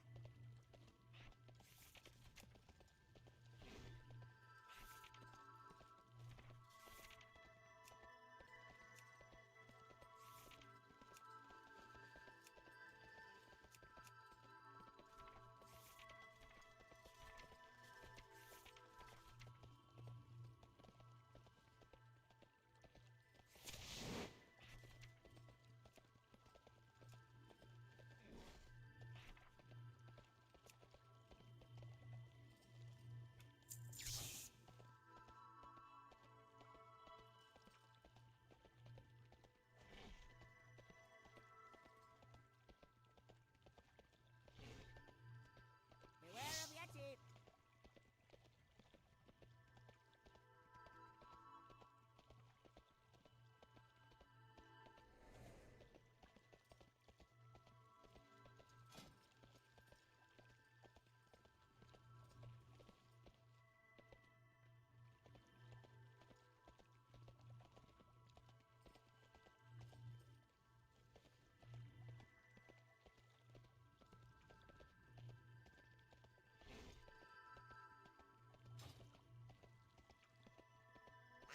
Punches, lucky doos and root.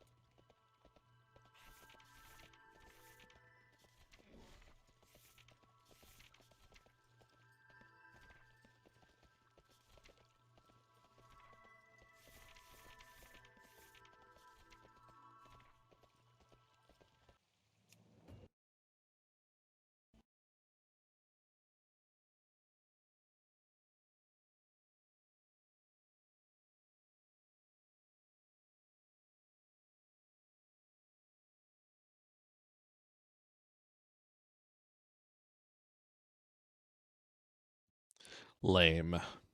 I can't believe that I'm having issues with the internet connection on my WoW. That is completely unprecedented. until this point.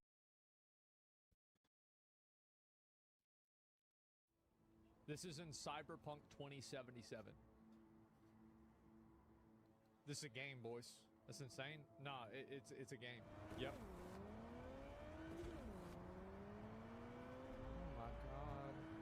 This is it's too good. It's pretty damn realistic. It is. This is amazing. Well, it's still a little bit shiny.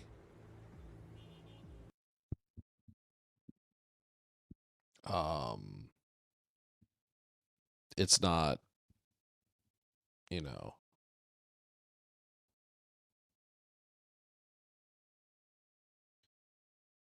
That's not real life. You can look at that and tell. Because, like, I look at this, and you know what I think about? I think about Final Fantasy X. That Yeah, it's got really realistic vibes, but there's something about it which is not quite real. It's still cartoonish. Was so next gen and next level. It took most other developers years to get to where Square Enix was. It was disgusting. Trying to sell it as photorealistic is a bit overshoot. Jesus. Oh my god. It does look really good though. Man, that is fucking nice. This is amazing. I love this so much. It's like overly shiny, like they overcompensate. You know, it makes you feel like it's more vivid than it is. Like sometimes in real life, there will be rain on the sidewalk and reflection of light, but they have to include it, even whenever it wouldn't really actually be there, because they're creating like a scenic fake scene. That's why people say that new cars look like putty. And these cars in this game, they also look like putty. Like silly putty. They have this sort of molded plastic look to them that's very shiny. This is amazing. I love this so much. He does have combat. Holy shit. This is amazing. Yeah, it's great. It really does look incredible.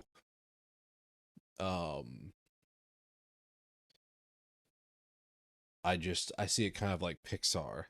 It's not really trying to be real, but it has its own like internal universe where everything seems realistic and believable. It doesn't have to be reality. It's its own fictional construction, and it's very consistent. So, it's the Channel 5 we just video. keep disconnecting and reconnecting. This is ridiculously God damn. That is horrendous.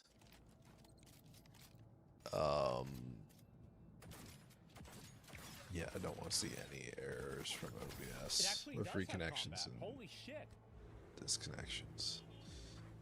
Because, like, I look at this, and you know what I think about? I think about Final Fantasy X.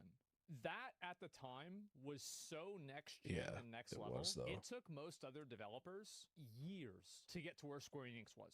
It was disgusting how good it was.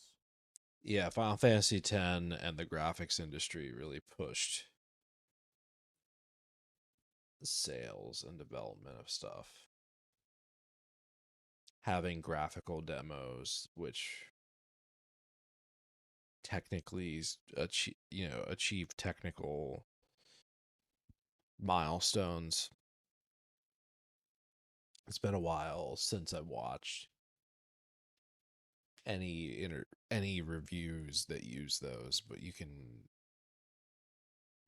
run all sorts of tests for your graphics card. I see the scores on part compare sites, but I don't know. There's one that people used to run quite a lot. You basically render like a really large 3D room. You see all these weird artifacts from rendering on your screen. I wish I could remember what the name of this software is. Jesus. Oh my. people would test different CPUs and stuff and GPU configurations.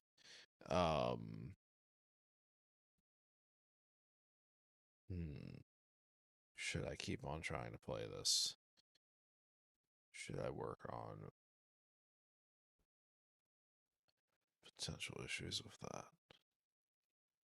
Should I leave the house? If I weren't disconnecting, I would probably just push every character to 70. It's been a real hindrance this time around.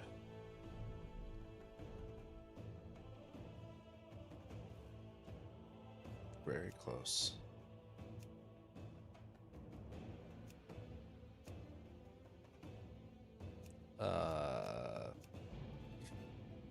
I know I'm going to DC. Oh God.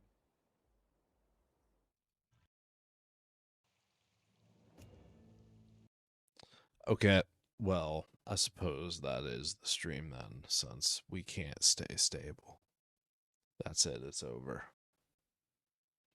We're canceled just that easy. Culinary arts.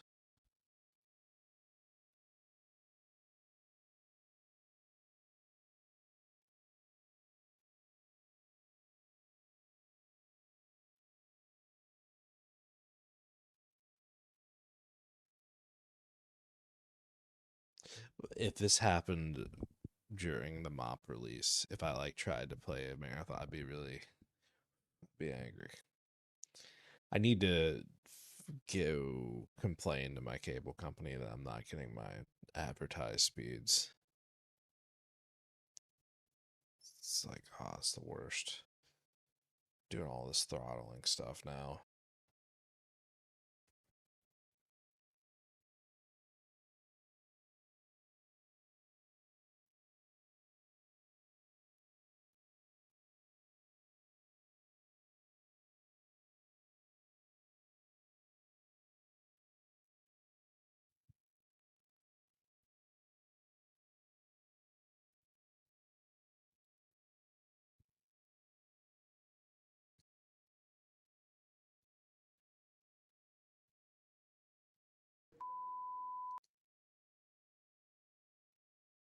So we've been all around the United States. We've seen the best, we've seen the worst. We're going to rank it all for you tonight on our new show, Todd and Aaron's. I'm a Western guy. It's shout true. out Clint Eastwood. He's got like the best Twitter. Is he here? Is he here? Is Clint here? Yo, he's got a picture. Oh, and it's all roads. Now we're nature guys. Sorry. Look at a tree. That's a bitch. Plant a tree for your tomorrow. That's John Denver. Way better than fucking Frank Sinatra. It's true. Loser. It's fucking true. Shittiest city in America. Greenwich Village. Oh, wow. You live in a village? What is this, a fucking JRPG? Grow up. Yeah, grow the fuck up. It's like some Amish bullshit. Check out a fucking city, loser. Put down the J.R.R. Tolkien. Find a real town to live in, dumbass. Best invention in America. Printers. Yo, have you guys seen this shit? You don't have to write anymore. It's fucking dope. Yo, I'm looking at an empty desk 1 minute, and a minute later, the entire Wikipedia entry for Who's the Bat right there. Dude, he keeps printing that. It's crazy. They don't sell that shit at Barnes & Noble. Yo, Barnes & Noble. Awesome. You're fucking up. Money on the table. Yo, Barnes, you need to talk to Noble. Work that shit out. Best industry in America. Airlines. Yo, why is everyone fighting over this shit? I sit in one spot, I get a free pretzel, and I end up in Newark. And sometimes I kind of like going through TSA because they touch me, and that doesn't happen often. Dude, remember that last time I flew? That woman was like, oh, this motherfucker's not real. Yeah, guess what? I'm real, and I got a free Biscoff. He ate it. That's me. That's me. It's him. Worst industry in America. Science. Okay, yeah, so hear me out. In 7th grade, they handed me a science book. Yeah. So, case closed. The book has been written. The book has been written. What else are we doing? What are you doing? These nerds are just looking in tubes, inventing useless shit like COVID-19. Why did they make that? Well, I fucking hate science. Dude, I fucking hate science. Fucking hate science. Best use of corn. I wish look at 4 big fucking heads. I could do that in this room. Yeah, look at Brainiac back there. Yeah, we got Megamind planning some evil shit over there. Stay out of my brain. Best cheeseburger in America. That you could do. 35 games they've made so far, but this is just the start. 35 years of John Madden.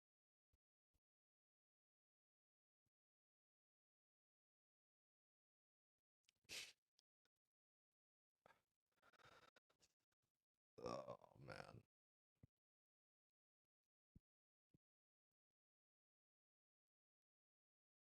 6 here with another video, and today I'm going to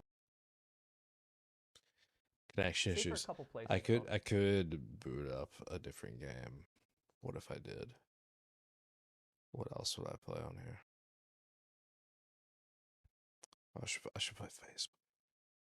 I'll play Face Miner. How about I play Face Miner?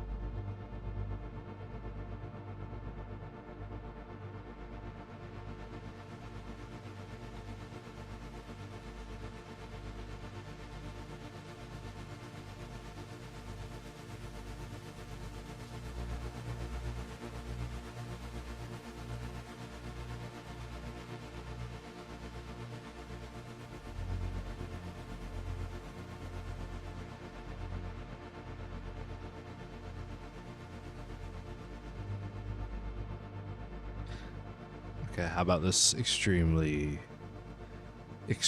creepy game here? You know, it's an odd world out there with a lot of new technologies, and thinking about retro tech. Imagine being in semiconductor fabrication in like 1976 or something like that, and then living some kind of life of espionage or something like that, where you're stalking all of these people and creating this future where everything is hyper exploitative of people. You get paid to stalk people on the internet. Account initialized. Sender. FaceBidder administration. Start date. 4/29/1999. 50:22 a.m. Contract type. FaceBidder employee trial. Data sender #538C.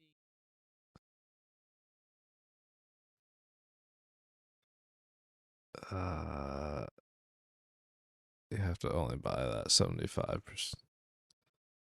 High purity harvested.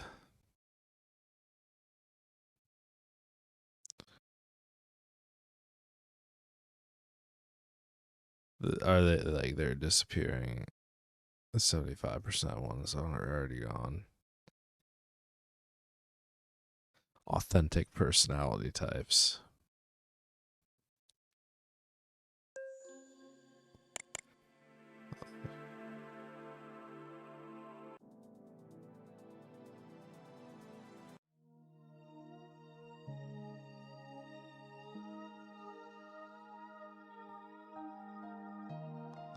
This is very bizarre.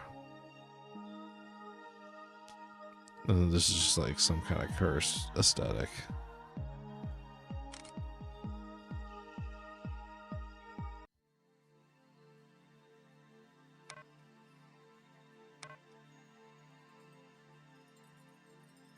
Cat. Always go closest square. So creepy this is.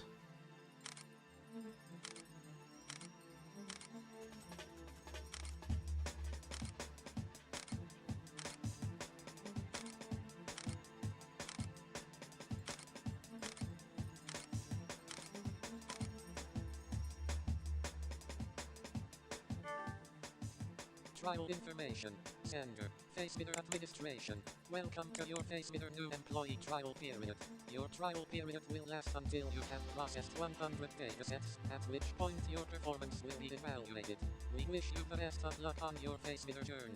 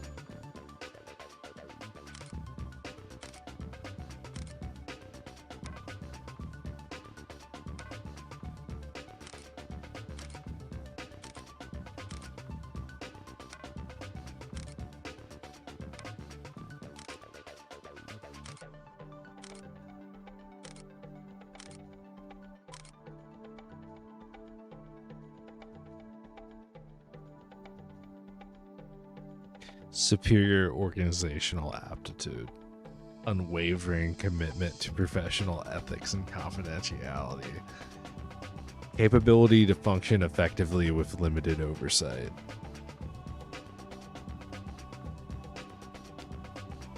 The sort of meaningless, glittering generalities. I mean, they do mean something, but at the same time, like, not really. They're just words on a piece of paper. You know, they don't really mean much independent of the individual.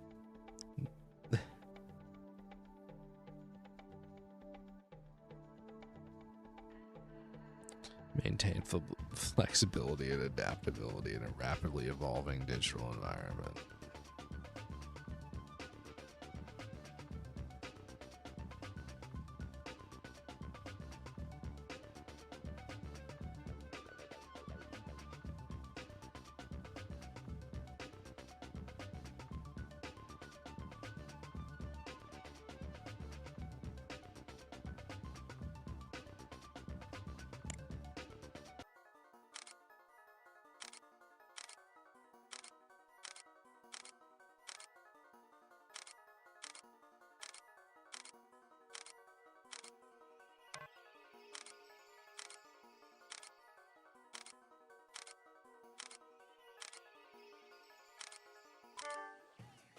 The warmest welcome you regon get.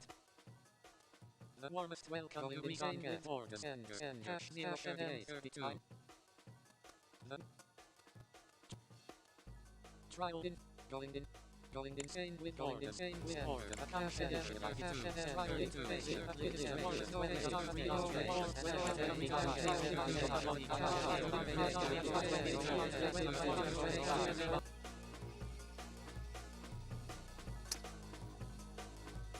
That's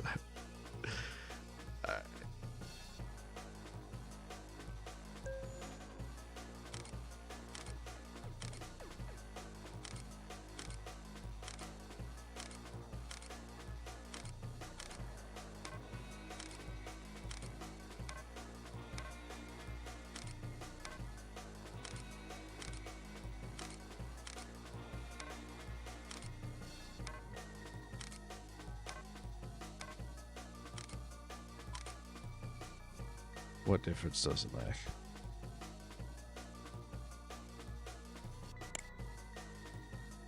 What can I do with my money? Nothing right now.